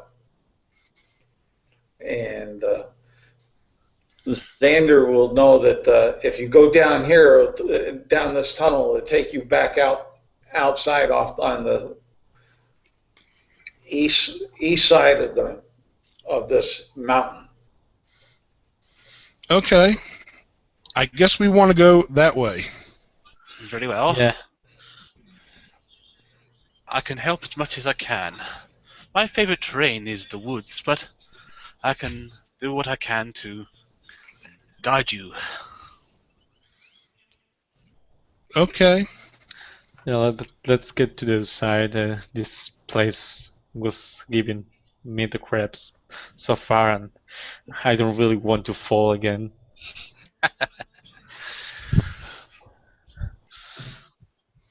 Okay, as you go out and back into the wind and the snow, you see this larger mountain just off to the west of you in the distance, and you would believe that that's the direction that you have to go to over there. It would fit with what you had with the map.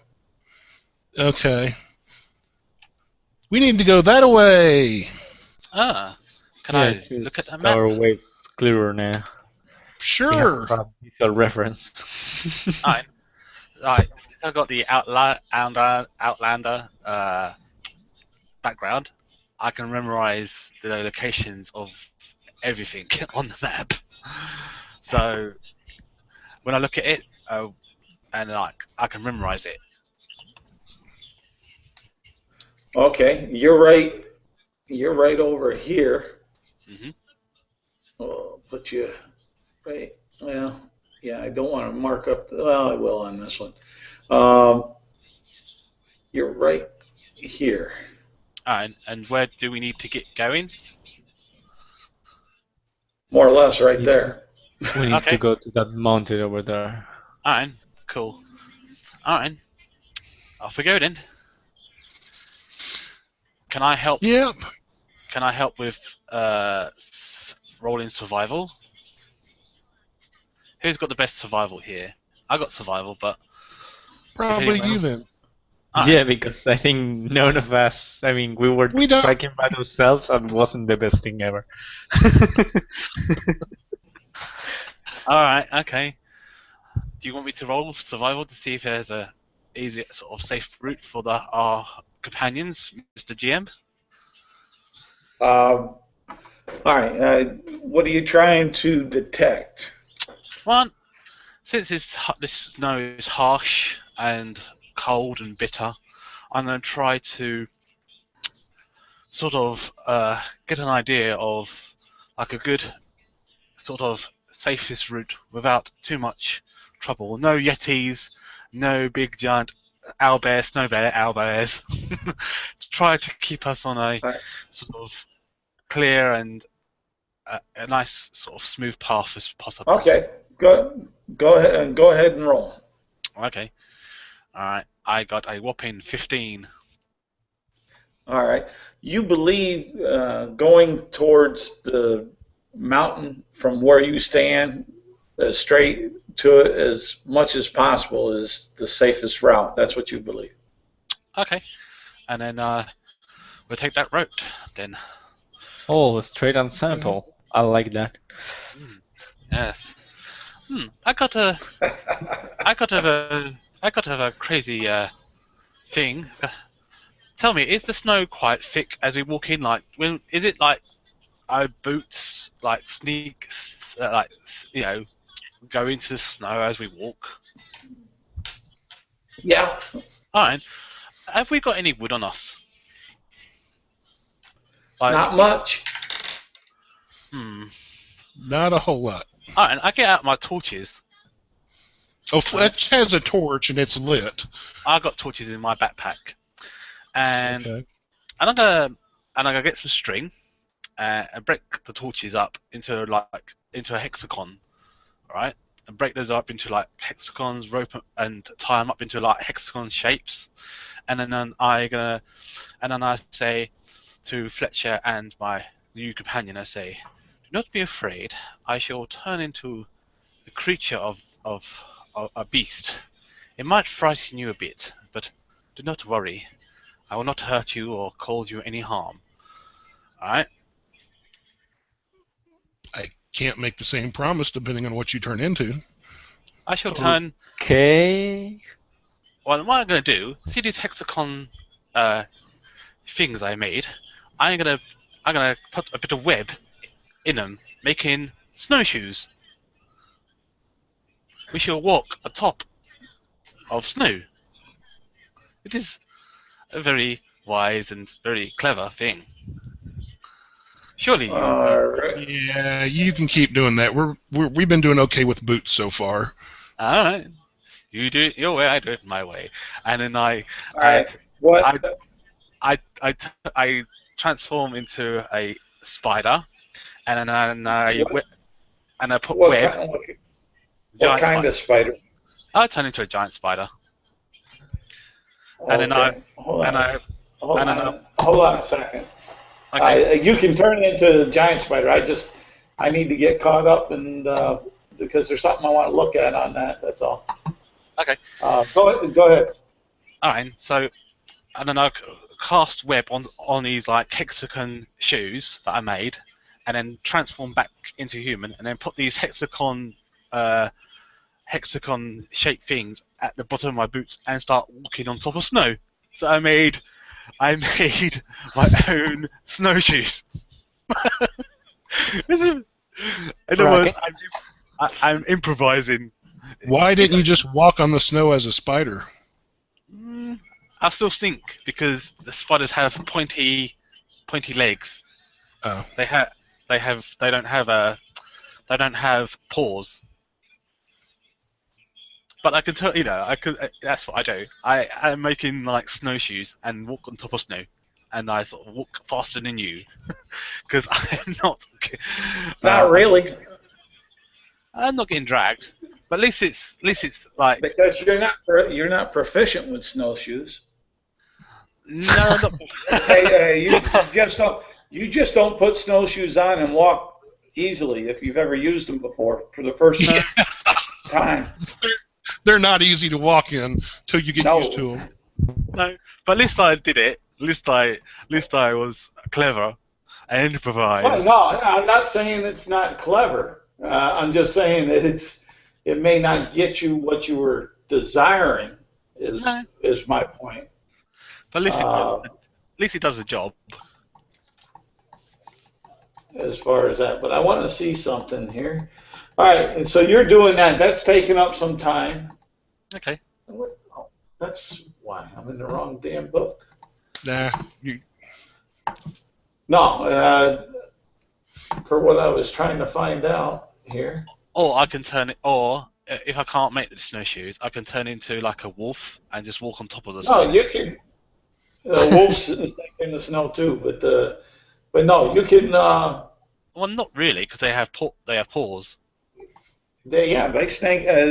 They sink in the snow also, because their weight that goes on down. But it's all they are dogs. Yeah, unless the snow's like frozen solid or got a layer of ice on top of it, pretty much anything's going to sink into it. Never mind. I just walked in. And But I wanted to check something here on this giant spider. It's a level 1 beast. No, I know that. That you're at your level, you're able to do it. But I'm trying to find out what climate it's from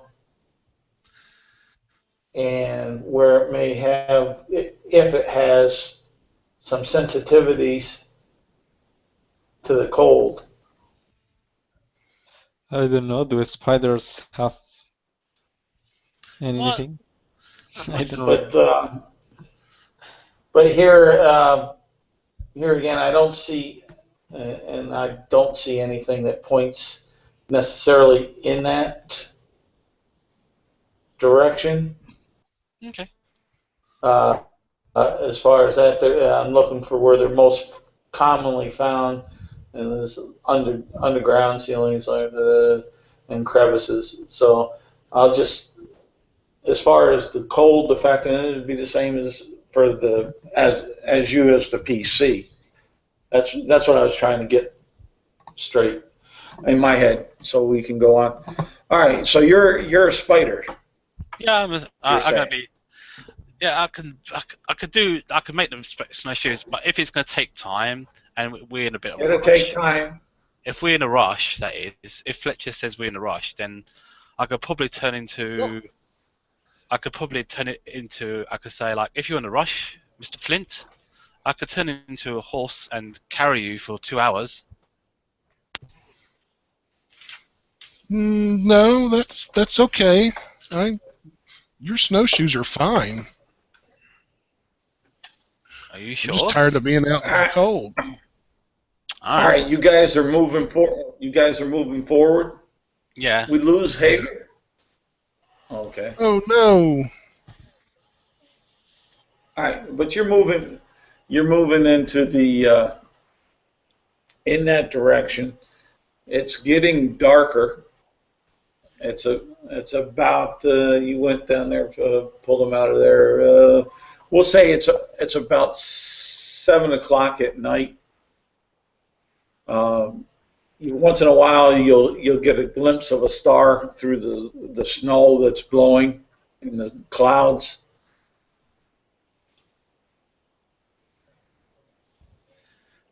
As far as that, and So it's a pretty clear night then. no, it's not. That's what I'm saying is once in a while you'll get a glimpse through the clouds and the snow. Just every now and then. Snow is falling. Yep. Okay. Well, I keep moving towards that mountain unless, if a cave or something presents itself. Yeah, I Okay. guess we have not much of an. Fine. I sort of lead the way with my dark vision, since it's like getting a bit darker. Okay, and how far ahead are you going to be? At the edge of the torch's light, so that way Fletcher can still see me, like see the back of me, so he doesn't completely can't see me. So I'm like near the edge of the light's torch, and I. Okay, you do have another elf in there. I know that being drow, you got better dark vision, but. All right, I didn't know that. So. Well, half. Yeah. Well, same, 60-foot. Yeah. Dark vision. Oh, mine's 120 so feet. Yeah, I know. But what I'm saying is for planning. So if you wanted to be spread out a little bit more, you would be able to. If not, then that's fine too. Okay, cool. I just need to know what choices you're making. All right. I say to my fellow elfin friend, Alola Domore, come and join me, my brother or sister. I don't think I can see as far as you do, but well, it's been working for the both of us so far, so I can add a pair of eyes if you want on the front. Yeah. Yes. Might always help. One, as I say, 4 eyes are better than 2. Or in the case, 8 is better than any. She All right, chuckles. you guys get down to the base of this, about the base of this mountain, and let's see. Yeah. Okay, and ooh, give me. Go ahead and give me some perception checks. Okay. 13. 18. And I got a perception. I got a 15. Okay.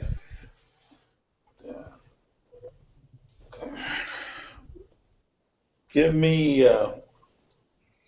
your initiative rolls and put it in the side. This you're gonna since you're out front. Xan, is it that you're playing? Yeah, she can Jessica. Oh, Or, okay. You're good. or you can just call her Jessica if you wish to. Okay, Jessica. Jessica. Yeah, she's gonna get surprise attack. Alright. And like that, and then we'll go into the initial. Right, we've got there, and let me put that here so we can see.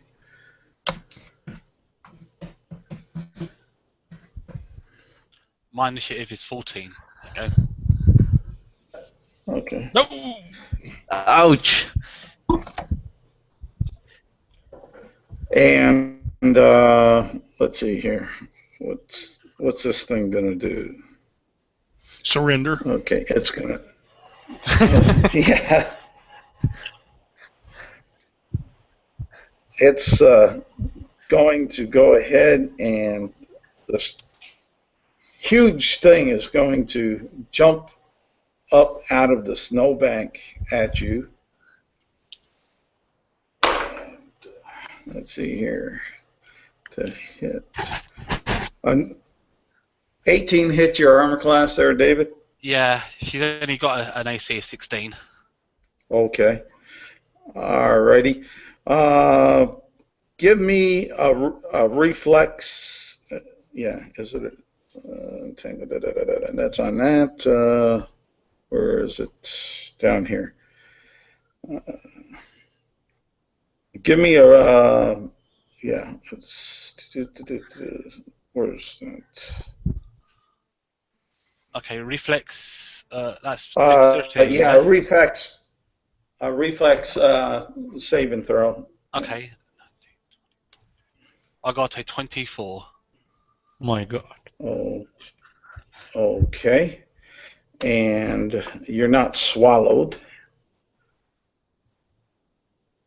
But you go ahead and you get on the bite attack from it. Or bite attack. You get 21 points of damage. 18 from piercing and 3 from cold. Okay. Oh, run! Retreat! Not towards us. Run the other way. Alright. Okay. And let me get these initiatives wrote down here. Shit, man. We're toast. Or freeze.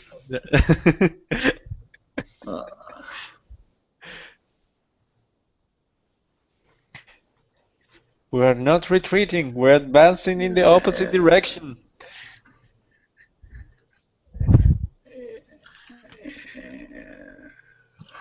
Dave is 14. And then it's Ty. And then it's Havier, 9. All right. And with that surprise attack out of the way, it will. Now, how far was Havier from our druid? Oral was well, pretty close. Like Was he? tagging alone, yeah, pretty like 5 feet close, Oh, okay. something like that. So it jumps up at that, and it's going to jump to try to attack you. And does a 12 hit your armor class? Thankfully not. Okay, it just misses. Well, it just misses. It jumped and bit at our female druid, Jessica, I believe, and then came to jump and attack at Oral. And let's see here. Then we'll go to Jessica. Okay. She stumbles back and falls flat on her back in the snow. She's on 0 hit points. Oh shit. Yeah. Okay. Excuse me, internet. That's her action. Give me a death saving throw. I die. I'm done with my turn. I got a 18. Okay, that's one success. After that comes Ty. Okay. You see this going on. Can I see what this thing is that attacked them? You see something that is about 15 foot long, all white, kind of like a hairy white scale with a big head and mouth. It looks almost like a snake, almost like a cobra head. Oh, great. I put my whip away. I plant my torch in the snow so that the burning end is sticking up. I'm guessing the snow's deep enough to do that. Yep. Without it instantly going out. Yep, no problem. And then I'm going to prepare my longbow and arrows. I don't know if I have time to get any attacks or not. That's up to you. I'll let you have attacks. Okay, well, I'll shoot 2 arrows at this thing. They're both rolls are natural ones. Ouch! Oh man! Roll. Let me pull this. We're gonna die. Roll me a percentage dice. You shoot Oral twice in the back and he falls to the ground. 07. Okay. You hit it, but it just slides off and doesn't seem to do any damage at all. Roll again. Percentile? Yeah. 67. Ooh. And you pull. Go ahead and roll a d4. 4. You pull muscle in your right arm. Roll a d4 again. 3. And it's going to be like that for about 3 rounds. So I can't use my right arm for 3 rounds? No, you can, but it's just not going to be as effective. It's just like when you strain. I'm not going to call it a pulled muscle, but a strained muscle, Okay. because it'd just be too unfair right now. All right. All right, Oral. Okay, Oral will grab his pendant with his left hand, while his right hand goes to grab the grease sword in his back. He musters a prayer, casting Seal of Faith on himself as a bonus action, and then he will unseat his sword and charge forward at the thing, attacking it as his action. And that's 22 to hit.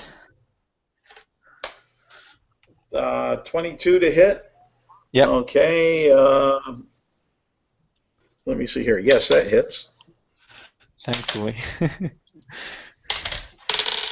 That does 10 points of slashing damage.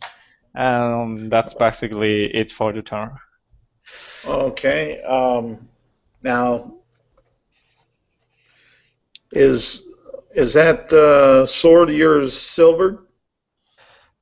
Don't think so. Okay. Just wanting to know. Shit. I'm level 3, man. Don't have staff. All right. And let's see here. Since it took damage from Oral, it's going to jump back and try to attack him. Oh, 15, 20. Yeah, that would be 24 to hit. Yeah. That hits. Does man. that? Oh, okay. Roll me a DC dexterity saving throw. Dexterity. 5. Oh, okay.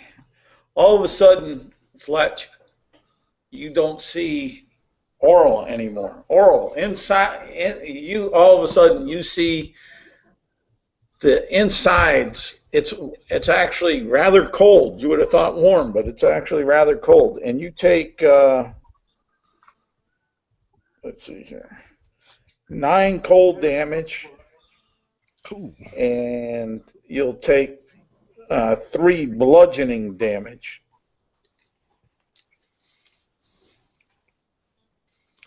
From yeah. Do I get this right? Yeah. If swallowed, the creature. Okay. Yeah. All right. Yeah, you're swallowed. And after that, Dave. Okay. Oh, snap. A natural 20. So that brings me to 1 hit point, and I gain consciousness. That is true. Alright. So that's... Can I still do an action? No, not this round. Alright, can I move? I drop for a moment. I'll let you. Got the cold damage. Oh, the cold damage. You got 9 cold damage and 3 bludgeoning damage. Okay, I survived. You can,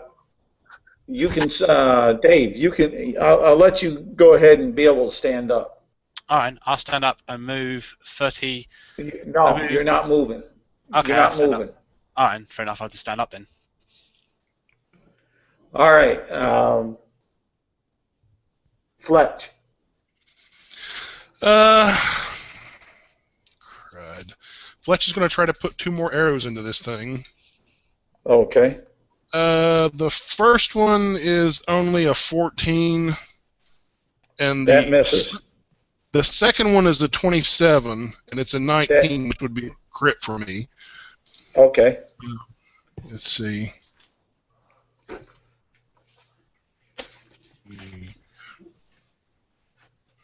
13 points of damage. Roll roll a d20, a percentage dice rather.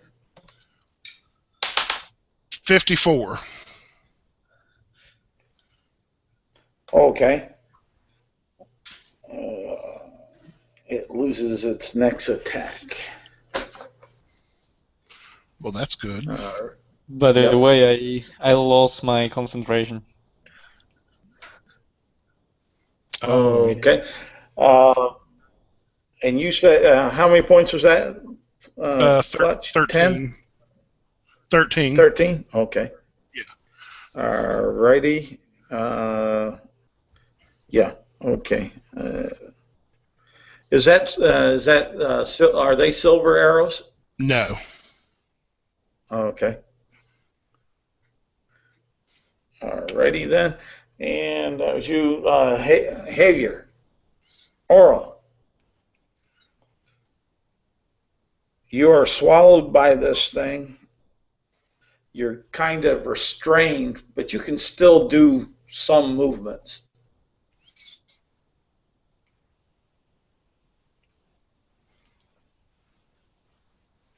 We lose him again? It's possible. All right. Well, when Javier gets back up, we'll go back and deal with that.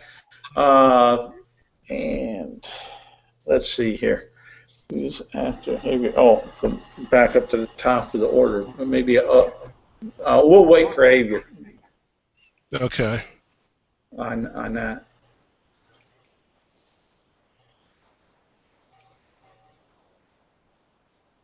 By the way, did my arrows, could I tell if they did damage? Did this thing seem to bleed or anything?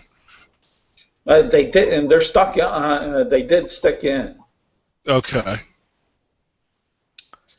just not as far as what you would have probably thought. Okay.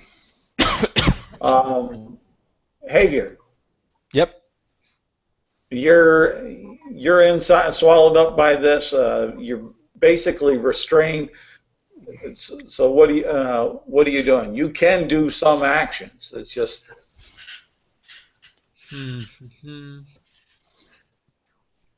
Can I somewhat, I don't know, try to, I don't know, do I see any way I could try maybe to get out of there, aside from maybe trying to cut open my way?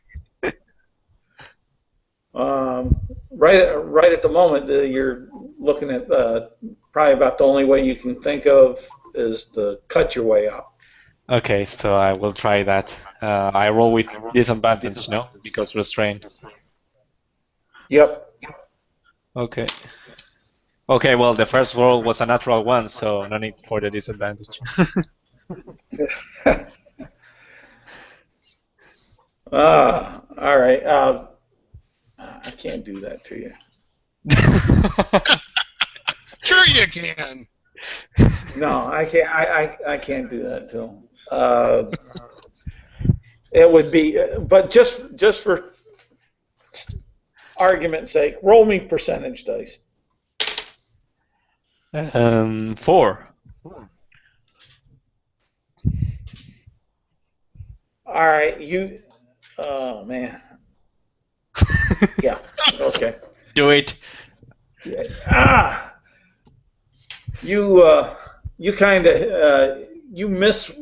I don't know how you miss, but maybe because of the turning and everything on else with the swallowing action and being all the muscles gurging on down onto you, you actually miss your target and you come within millimeters of hitting yourself.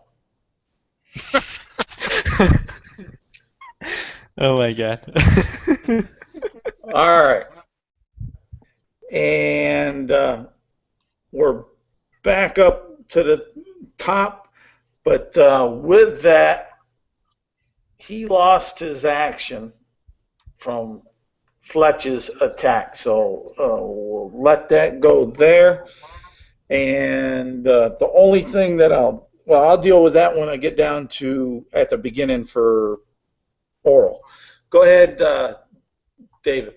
Okay, bonus action first. because I can, I turn into a wolf. I get the wolf's hit points. So instead of like having one, I'll now have the actual current hit points of the of a general wolf, which is nice. Okay.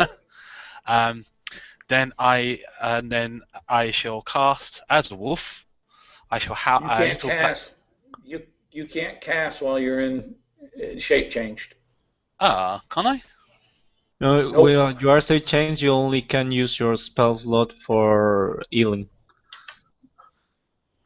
Yeah. So I could cast healing on myself. Then can I do that? Yeah, you can do that. The only other thing that while you're shape change that you can do is if you already had cast a spell ahead of time and concentration, you're able to maintain the concentration on that spell. Ah, I see. So can I do concentration then turn into an animal? Can I do that? Yeah, I'll allow you to do that. Okay. I'll try to be fair to you because this monster was designed for a little bit bigger party. Alright. Okay. So she opens up her hands and and and blows on a little black dot sort of thing, like a bit of black coal, and also it grows a bit of wings, and she goes, "Fly, my black beauty, fly," and she blows this little black pixie towards the creature, and it has to do a dexterity save. For what? Fairy fire.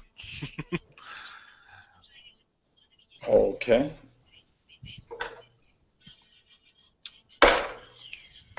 And it's DC. Dex. Yeah, DC. My DC Does an is. 18? Does an 18 pass it? Yeah, it passes it. Oh well, I tried to give Okay. it. I tried to help. No, I know you. I know you did. I'm not saying you didn't. And I move. Then I move away from the creature, 30 feet away, and then turn into a wolf and go behind Fletcher for now. So that way I still got a bit of health. Okay. And then we're down to Fletch. Okay. Fletch is going to drop his bow and run forward, pull out his rapier, and attack this thing twice. Okay.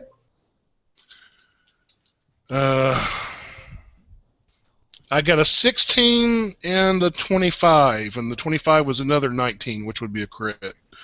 Okay. 16 misses. The crit will go. Roll me some critical, some percentage dice. Okay.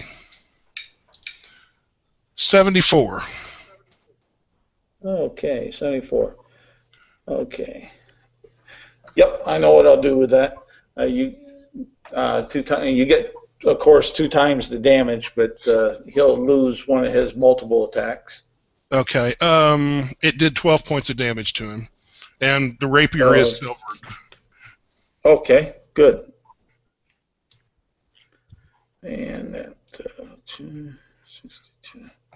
Okay. Javier, now you're stuck in there, and you'll go ahead and take an action, and I'll follow this up at the base of it because it's going to be painful. Oh. Okay, I guess I will try to cut the thing open again, trying not to hit myself. Okay. Well, even with disadvantage, it's an 18 total. You'll hit. Yay! Do a bunch of damage, please. 13. All right. You don't seem really enthusiastic. But that was close to my max, actually. Yeah. And okay, I got if on this here, we're back up to the monster. He has only one attack now, but what I'm going to do, Javier, is I'm going to go ahead and I'm going to roll the damage that cold damage that you'd get at the start of this turn. More cold And damage. if what I roll is lower than the average on it, then you'll get the average. If it's less than the average, I'll give you the less. 1, 2, 3, 4, 5, 66. Shit.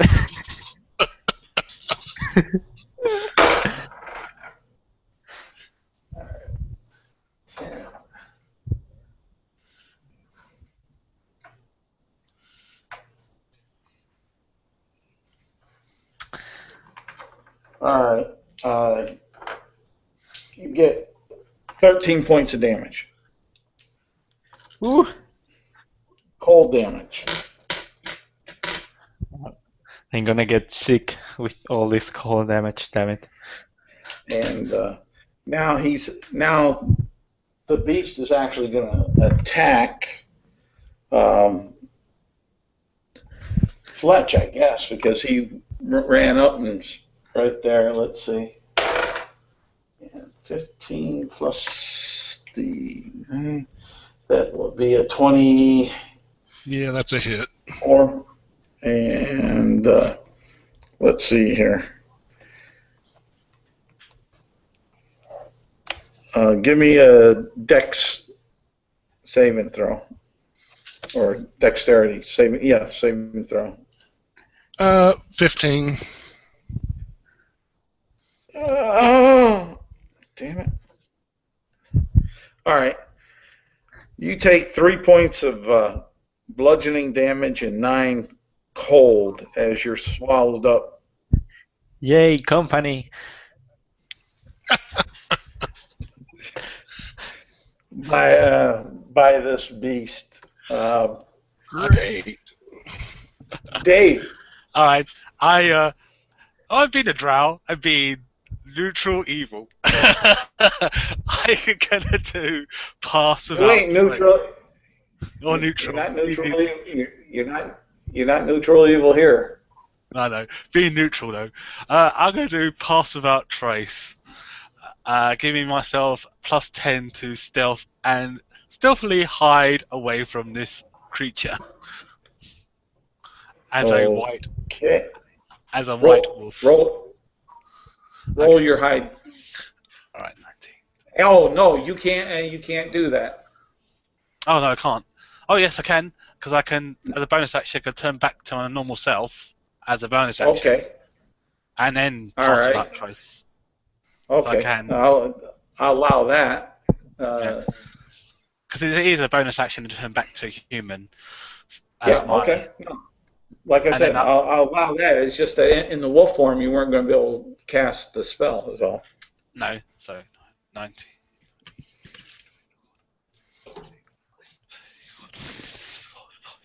Okay, I got 36 on stealth. 36. Okay. How? Plus 10, pass without trace. My dexterity is 20, which is plus 5. Plus 5, yeah. And I got a 19 on my dice roll, which is a plus 15. That's all right. It's good to go. As far as that, and Ty. Yes. It's your turn. From where I'm at, can I still use my rapier? Yeah, I'll allow it because that's a light and it's a finesse weapon.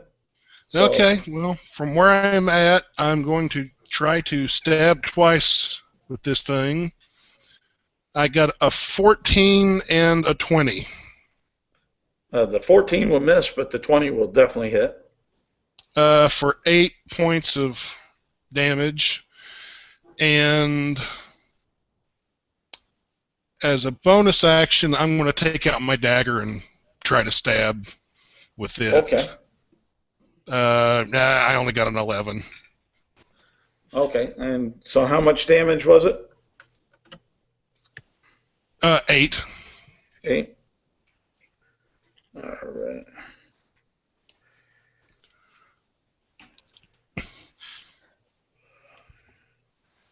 Okay. And Havier, Oral. Yep. Well, guess I better cut through this time. Oh. Ah, shit, but I have disadvantage. Shit. Why? Well, what'd you get? I got a crit, but the second roll is a choose. That's a total of 8.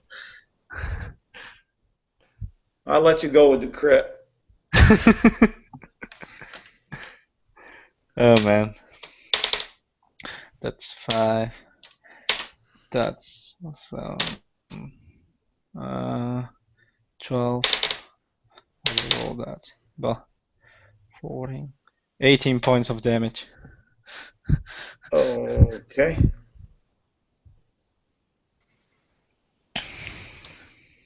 And it's up to the monster, and all of a sudden, with the damage that's been taken inside, it just spews you guys on out, regurgitates you, and you're shot out of there. Oh, what is it? 10 feet away. And let's see here. Let me roll these.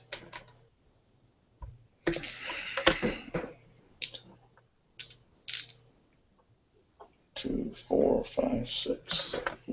Get back here.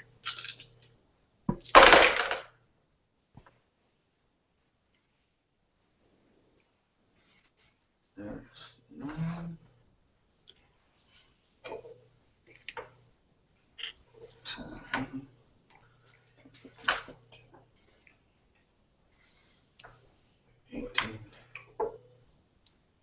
Okay. You'll take, both of you take 19 points of cold damage. And let's see here.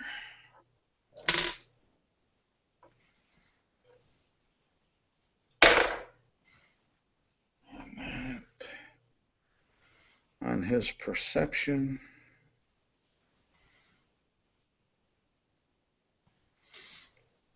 Okay.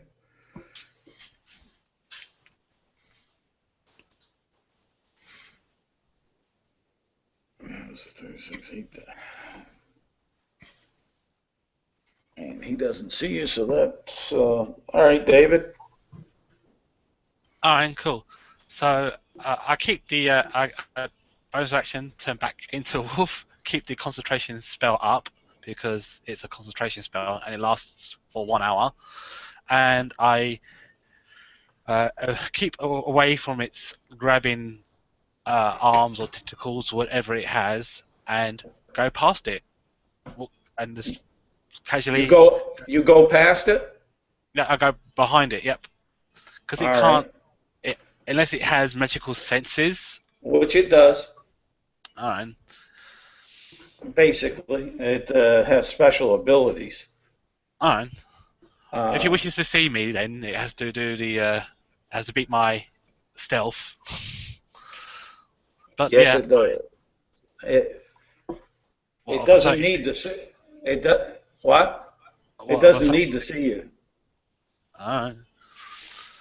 Okay. As far as that, all it has to do is feel you. Alright. With tremor sense. Okay, fair enough. And I move 60 feet. I do a dash action then, as a wolf but you're going by it, so it gets a attack of opportunity. I'm moving 60 feet away from it. Yeah, but you said you went by it, behind it. I'm not going right behind it. I'm like moving like around it long ways. So like I'm moving. Oh, In other words, like I'm doing like a big giant circle. So in other words, like moving away. So I'm doing a dash action to okay. get as far away from its Okay. tentacles as All right. possible. So I do a Okay. dash action of 60 feet And- away, and that's Okay. my. And I'm doing like a big giant circle sort of thing. So I'm done. My turn. Okay. It will be following you, and it's going to be right on top of you by the time you get done. But go ahead, Ty. You're down on the ground, prone. Okay. First, a bonus action. My second wind. I got back 11 hit points. Okay. Win again. Okay. That's not long rest thing? Or you recovered that on short rest too? We had a rest. I thought. Yeah, you did. Ah, we did had the long rest? Yeah. Shit! Yeah. I wasn't doing it like we had a long rest. Then I have a smite. Some shit. Yeah, back in the cave we had a Ah, but I rest. thought that it Yeah. got interrupted somehow. Oh shit. Okay. Now as my regular actions, I'm 10 feet away from this thing, so I'm going to stand up, which is half my movement, move to the thing, and then I'm going to try to skewer it twice with my rapier. Okay. Oh, I got 24 and 24. Neither of which is a crit. They're both crits? No, neither one is a crit. Oh, neither? Oh, okay. Yeah, I rolled two 18s for 13 more points of damage. All right. Let me get this down here.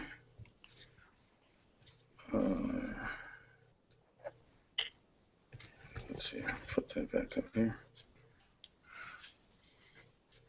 And that's okay. It may change its mind now. Hager. Oral.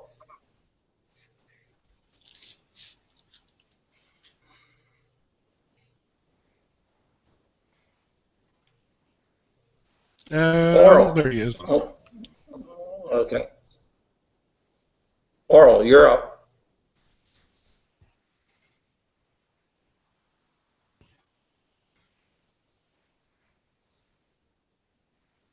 Oral.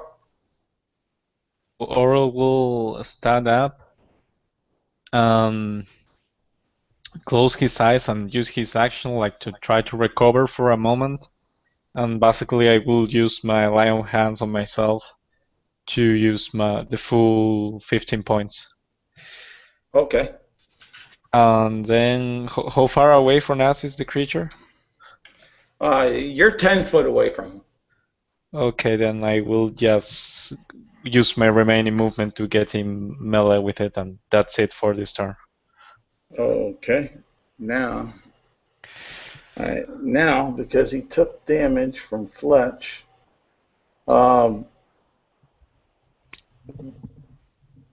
David, roll me a d6. 1, 2, and 3 is you. 4, 5, and 6 will be Fletch. Okay, I got a 6.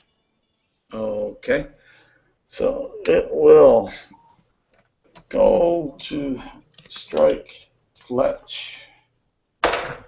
And that will be a miss, all of a 12. And, yep, 2 misses. Go ahead, Dave. Fine. I move. I keep. I sort of like I make another move of 60 feet. Trying to get. Which direction are you going? I'm trying to get to round of its back. So like flank it. Oh. So in other words, I'm keeping it out of its reach. In other words, I'm keeping it out of its reach of its long tentacles as much as possible and just get round the back of it. Okay, I just need to know. So, in other words, I'm doing like a big giant circle sort of thing, if you know what I mean. Okay. Yeah, So I got an idea of what you're talking about now. Yeah. And that's what I'm doing. So in other words, I'm like gone away from it as much, and like gone 60, and now I'm like 60 feet round the back behind it now, sort of thing. You won't be 60 foot behind it per se if you're moving at 60 feet and trying to get along. You got to remember this thing is about 20 feet long. It's or 15 foot long. It's a huge creature, huge monster. So you're going out and around it some, so you're not going to be struck by it. And you got to go that distance. So to do the 60, you're not going to be 60 feet behind it per se. Okay. All right, now I'll just keep moving then, and that's what I do. Okay. With my still, and I'm still hit in stealth mode. Yep.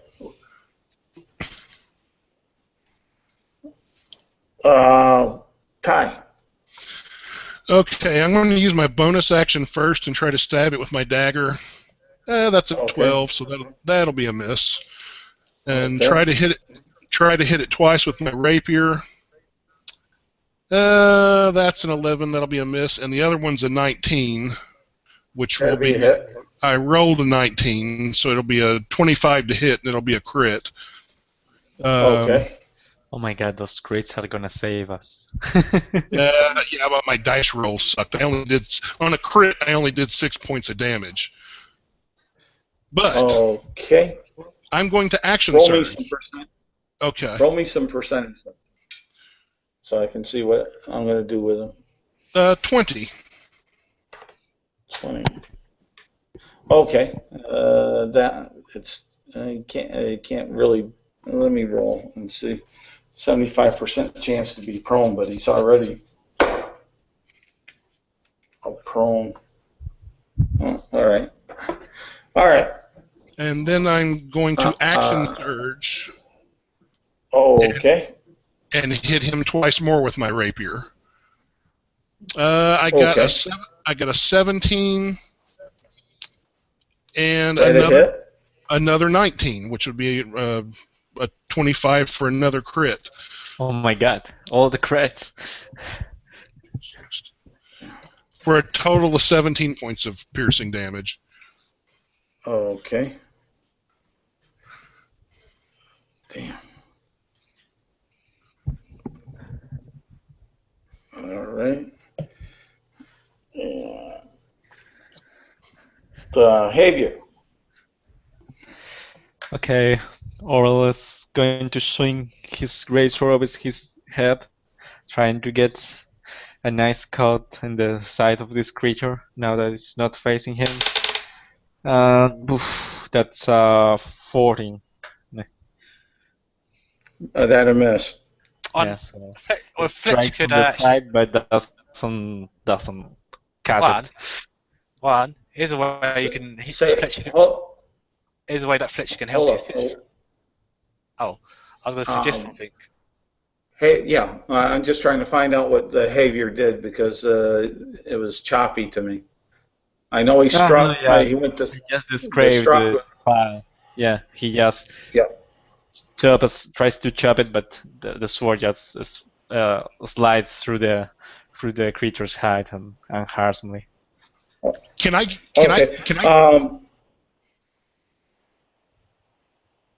What? Can I give him a point of inspiration to roll again? That was what I was about to suggest. Yeah, because I never remember. Yeah. Go ahead. Okay.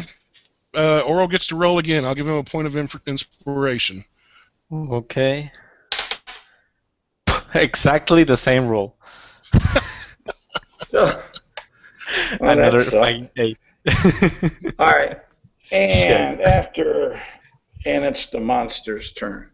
And it's going to pull its head on up, and it's going to kind of arch itself, and it's going to breathe some icy breath towards the wolf that it was feeling.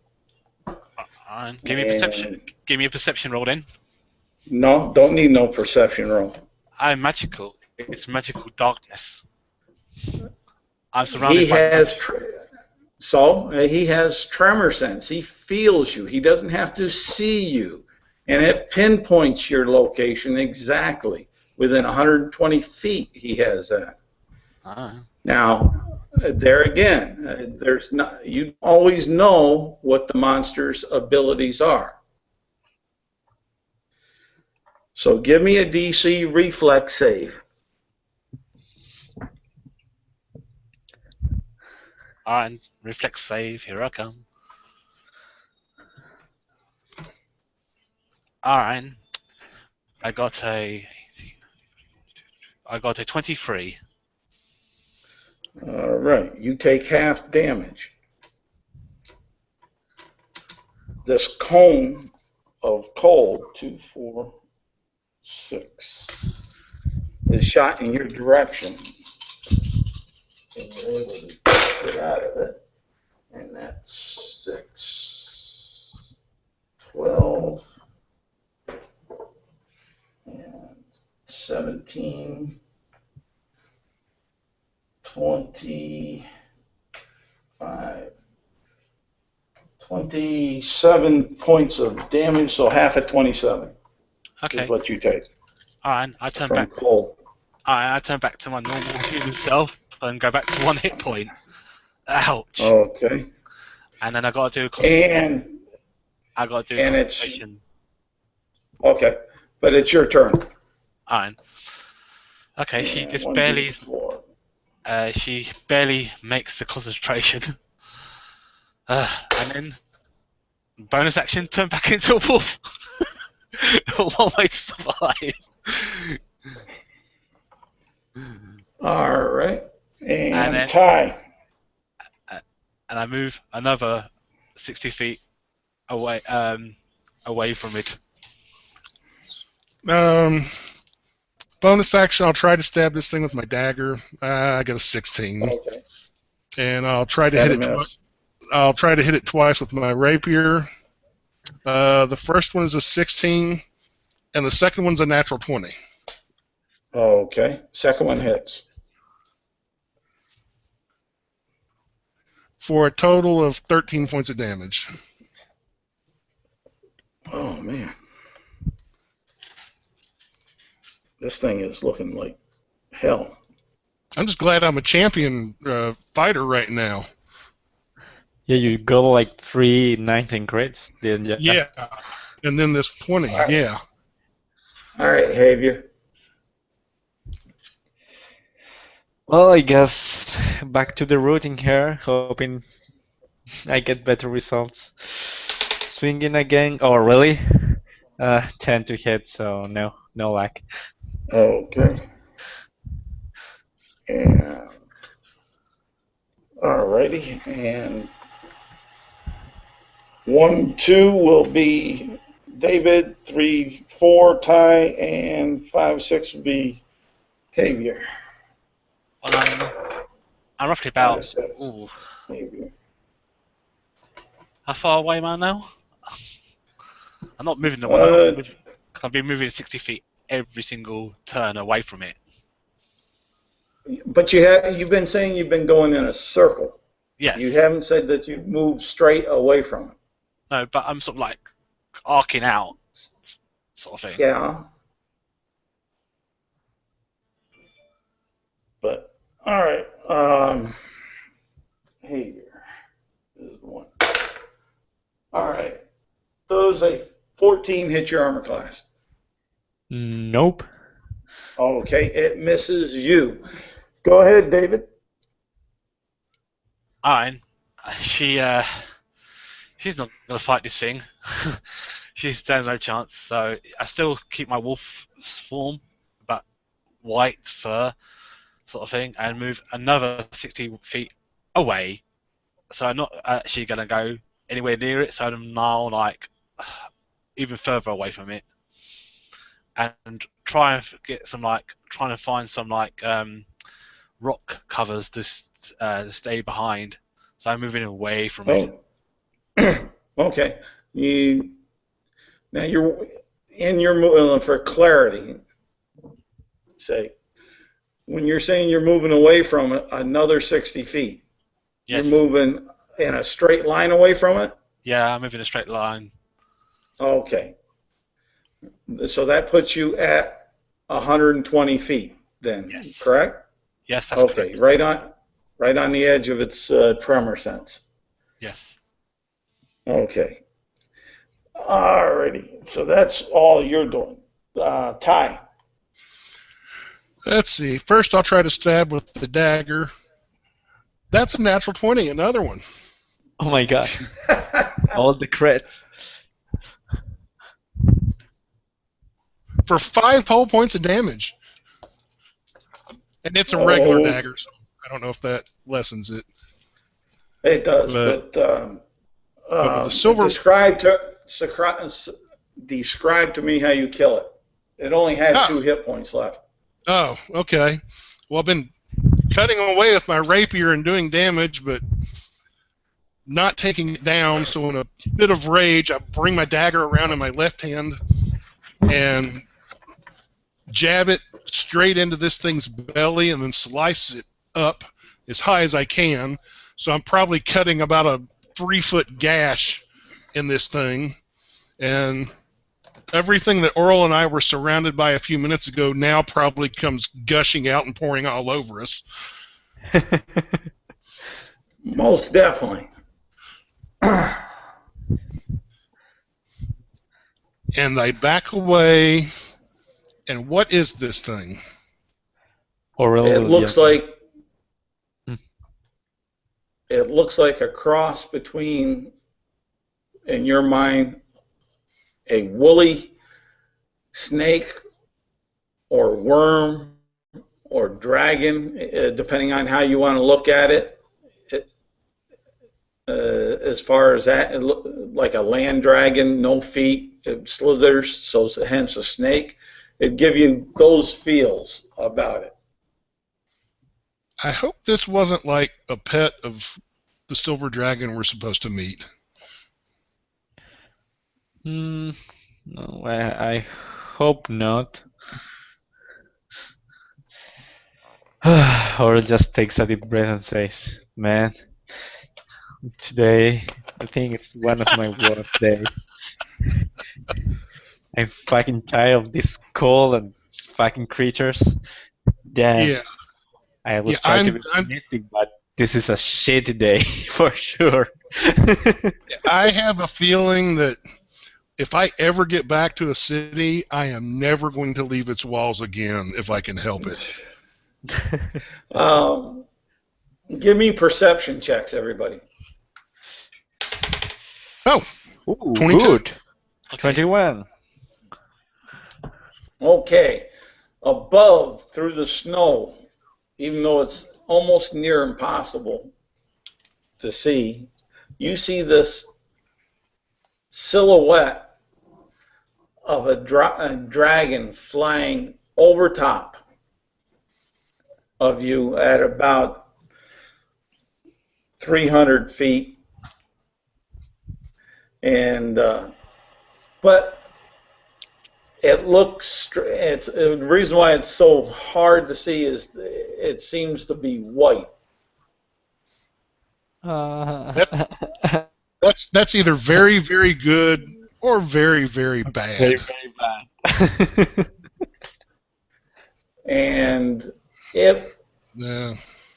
it will tell me what David, what languages do you speak?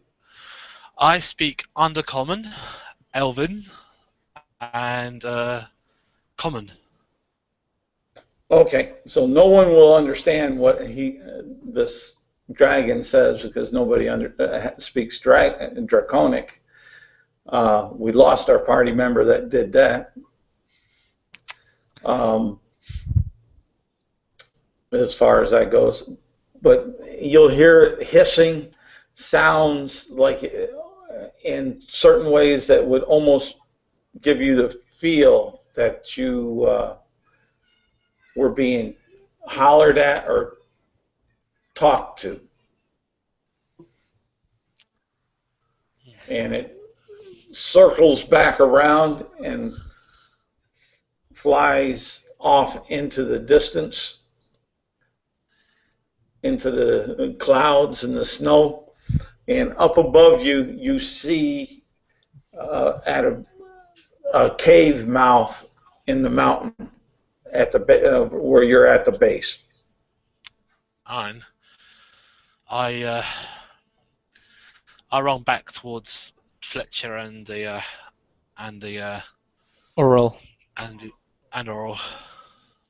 Well, Fletch is going to shrug his shoulders. If it's mad at us, it's mad at us. He'll put away his rapier, but he's going to go forward with his dagger. And he's not an outdoorsman, but basically he wants to cut away a big piece of this monster's hide. Big enough to make a cloak out of, or a cape.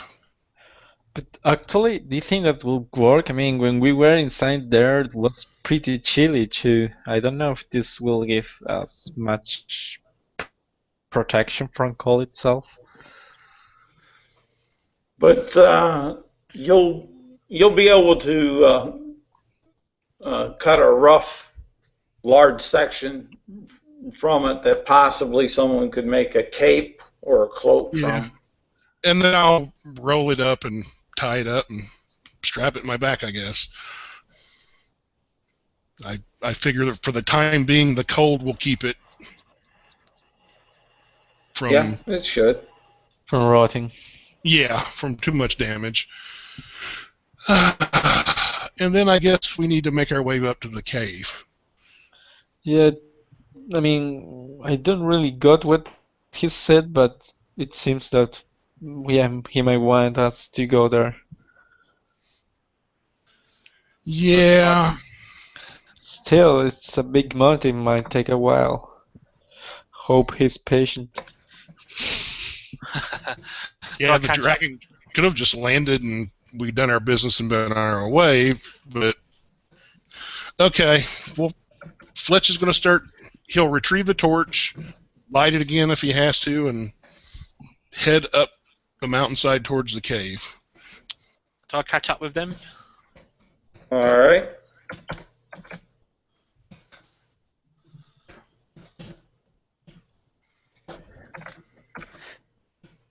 By the way, Fletch, what is that rapier of yours special? Because I had this feeling that your hits were more effective than mine. Or, well, maybe it's just your experience. I mean, you seem like a more hardened warrior than I am.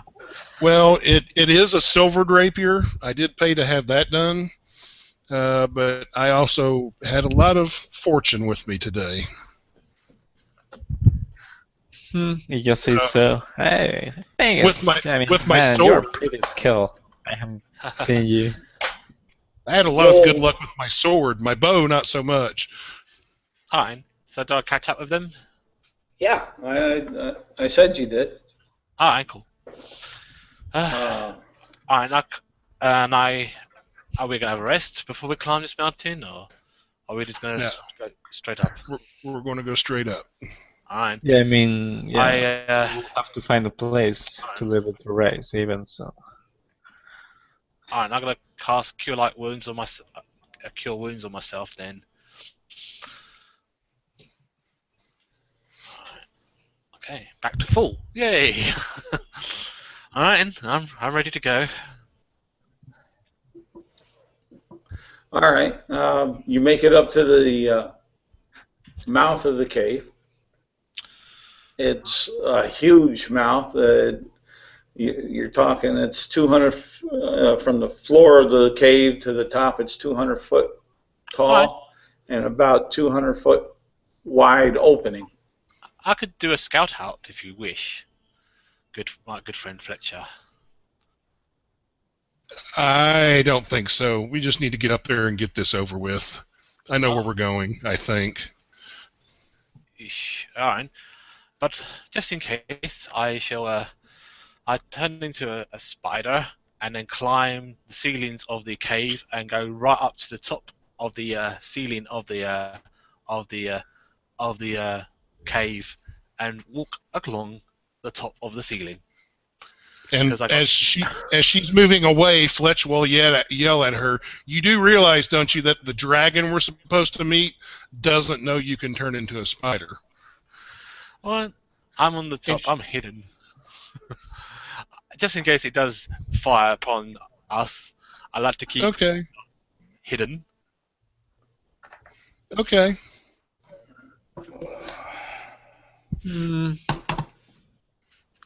Alrighty. Do you wish me to do a stealth roll? Yes. Alright, Let's see here. just in case it does. Dragon. I got a 24 on stealth. Okay.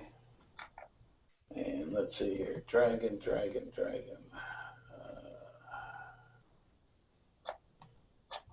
Is it that one? No, it's metallic dragons.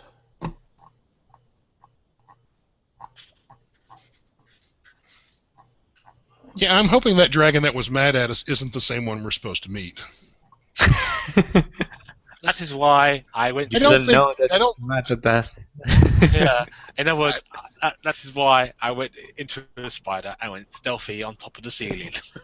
Fletch doesn't care. It wouldn't be the first dragon who wants him dead. Oh man. Let's see here. Yeah, what was your stealth? Stealth is 24. Oh. Hill, you see this large ancient silver dragon looking right dead at you. And being a large spider, he says, I don't allow spiders in my lair. Oh. I Do told we you. hear this down? Do we hear this down below? Yeah, he's saying it in common. Ah. Yeah. Fletch just giggles and kind of nudges Oral on his side and says, "This should be good." Ah. A dragon that speaks. Common. And A mighty one. Because I'm speaking common now. yeah, most speak common. Yeah, I speak common as well. So I say, I speak through my spider. What's your And he'll say, what's your purpose here? My purpose is to Spider. see what this... My purpose is to follow this man down there. This guy called Fletcher. He brings some artifacts to your dwellings or to your presence.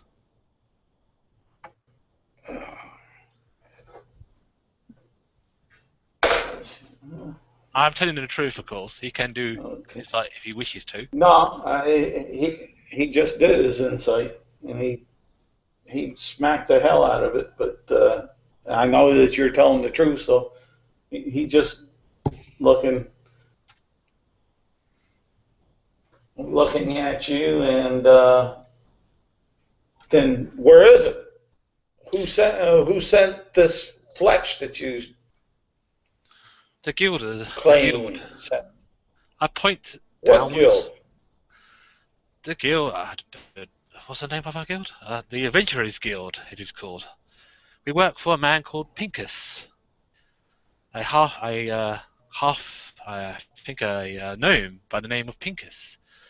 Speak to the man, human down there. I point to the human that is down below me. He did. And he doesn't. You guys were still down at the base, right? Or We were climbing up. yeah. Yeah. So he doesn't.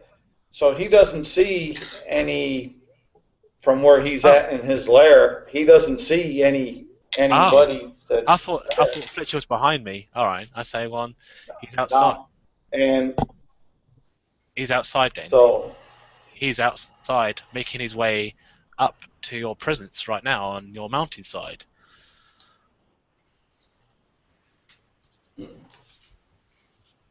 Which is also true.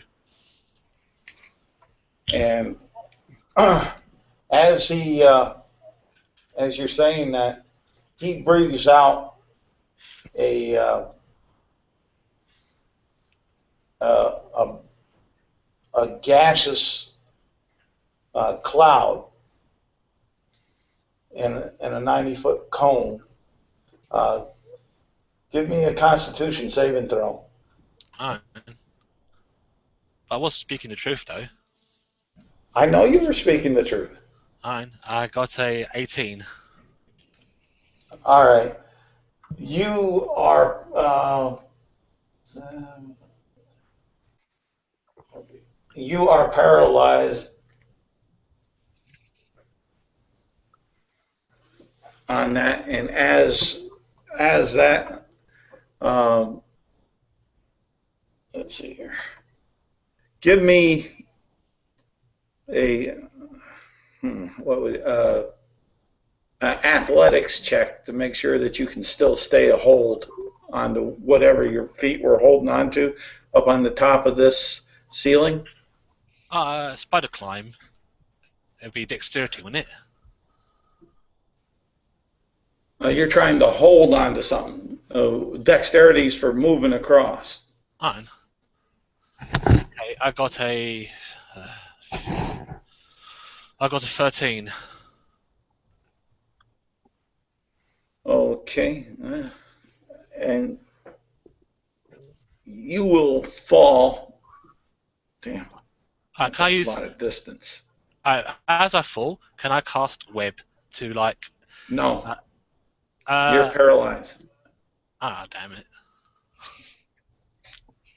That's why the thing's there. So it's Alright. 1d6. 1d6. Oh.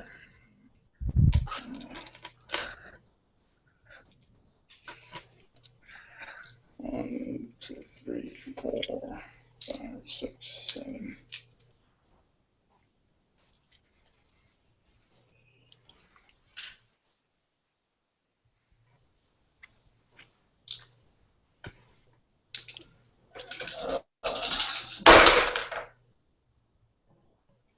Let's see here.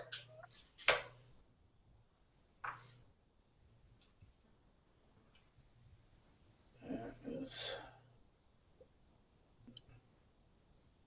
17.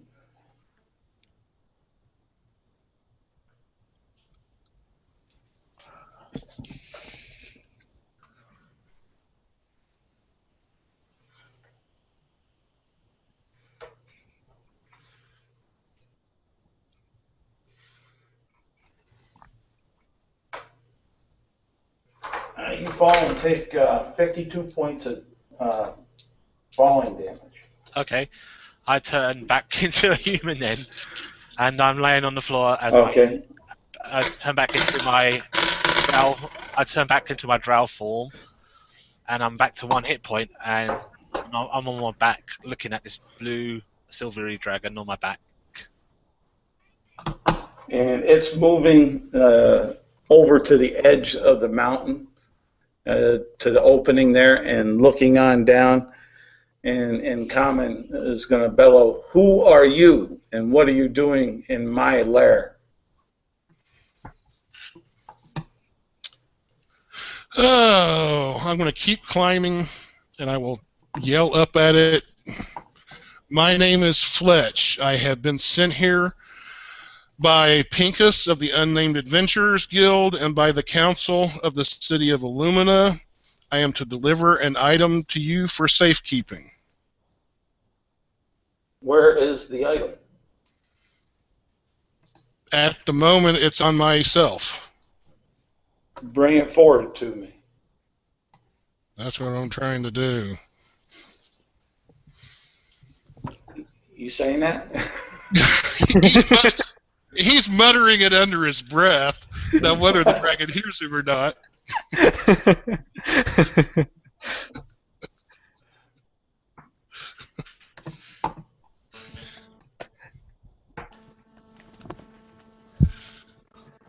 if Fletch makes it to the top alive,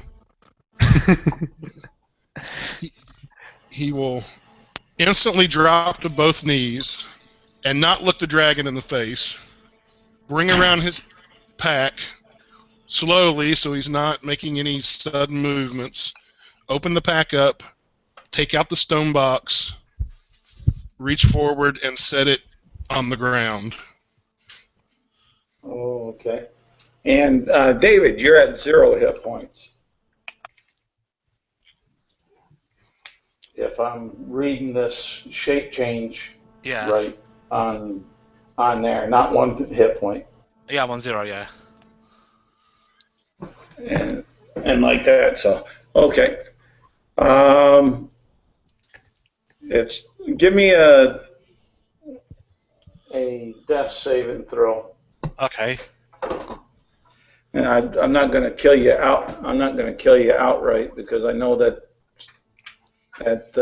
damage was pretty massive. But Alright, I got a 13.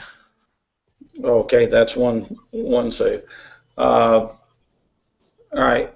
By the time you go through that, Fletch and Oral are up there at the mouth of the lair of the cave, and he's setting down the box as far as that in front of Silver Oaken Heart.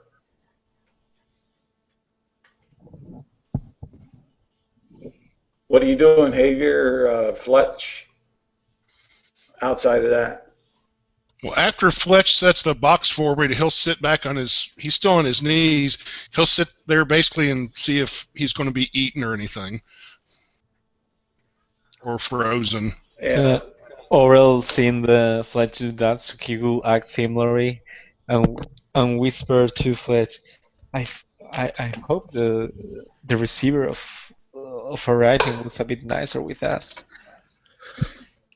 The Silver Oaken Heart will pick up the stone,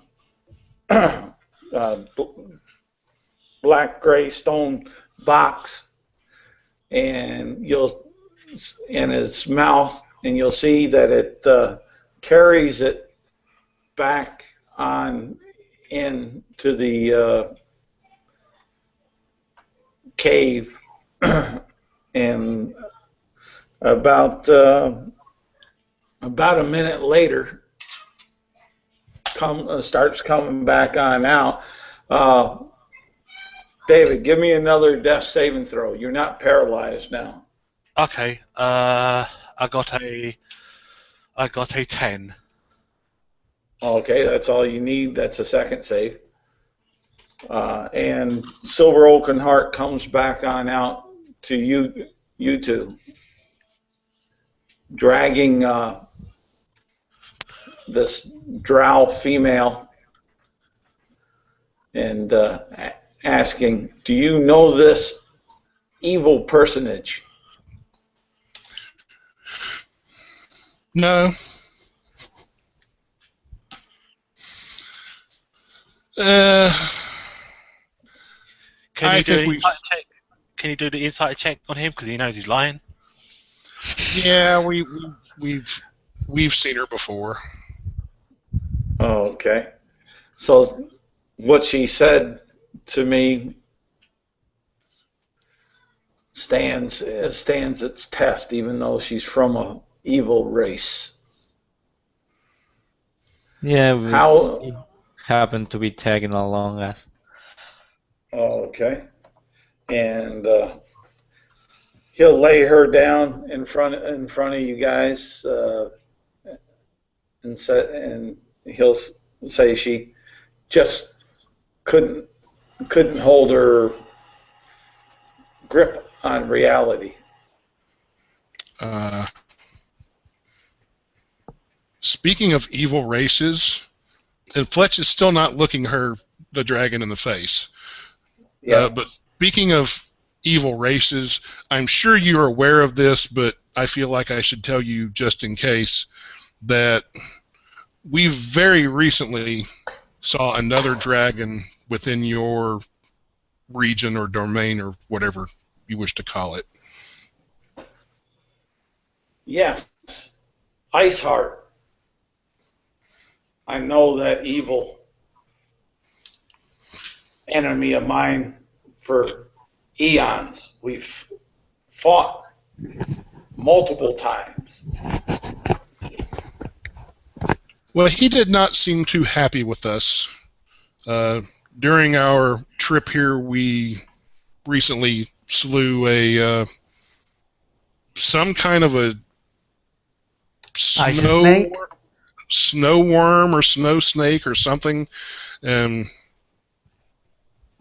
I don't speak the dragon language, but apparently this Iceheart did not take kindly to us slaying this creature, animal.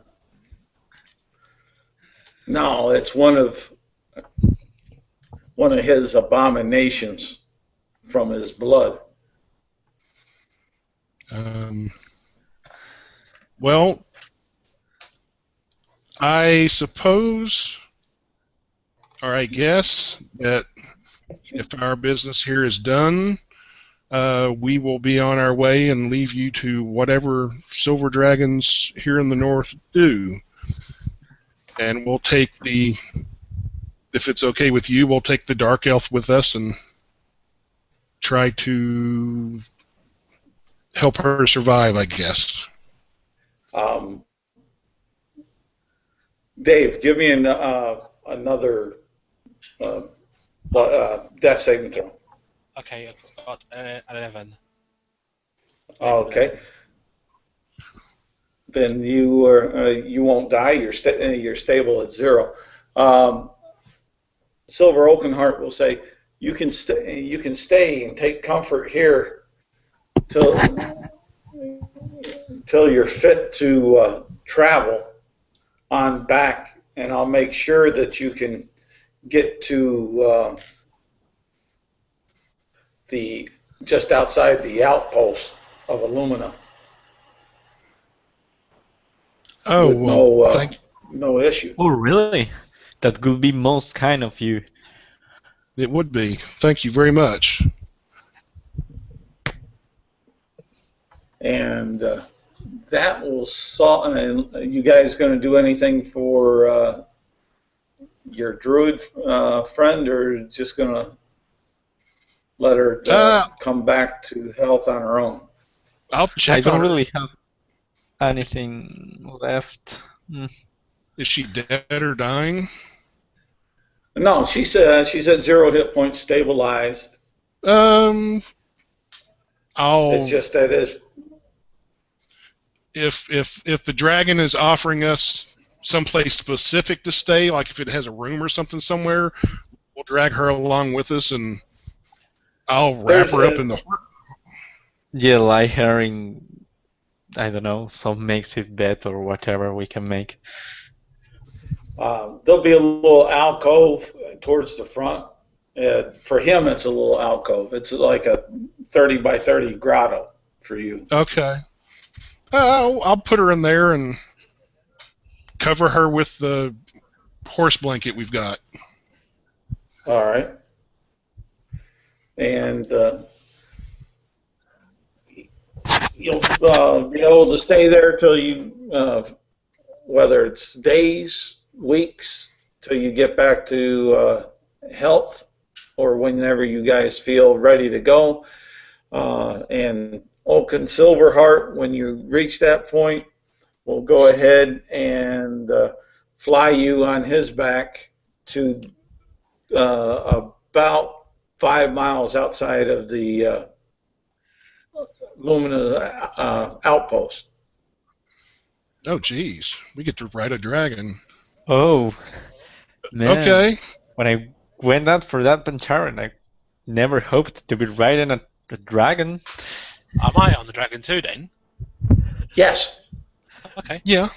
Fine. Can I speak to the dragon? Yeah, No. I don't understand you in common. If you want to talk to it. Not while we're on it, you can't. Well, he can still speak as we're flying, surely. Yes, I it mean, can. fine. I say I to think it, he didn't mean it No. that way. Fletch will flat out tell you, if you talk to this dragon while we're on its back, I will gag you. I just Once we're on the ground again, you can say whatever you want to this dragon. But until then, Well, okay. we are like 400 feet over the ground. Alright. Is there like just as we're shove her off. as we're on his back, as we're on his back, is there any like loose like scales he has, like like any like loose scales, like like sometimes when a dragon shreds its skin or something like that, is there like a loose scale on its back as we riding it? No. Silver Oakenheart is an ancient silver dragon. He's fully molted. He doesn't seem to have any battle scars. Oh, He seems to be pretty well put together and tight. He is massive.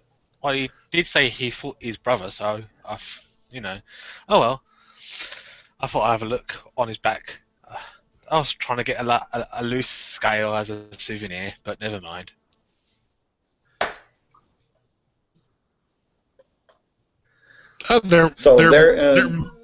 There might have been some here and there at the cave we were at for a day or two. Maybe. I don't know. Yeah, actually, possible, yeah. Possibly. But anyways, he lands. You're there 5 miles outside of the outpost of Illumina. Alright. He'll let you off and he'll fly back. Alright. I will bow and give a nod and then walk to the outpost. Okay. Or I'll say, bye, thanks for the flight, and he will wave as the dragon flies off. And I say, well, nice meeting you, mighty beast of the sky. And he'll do a in-flight bank left-right as acknowledgement and fly off to the north. And we'll end the transmission now.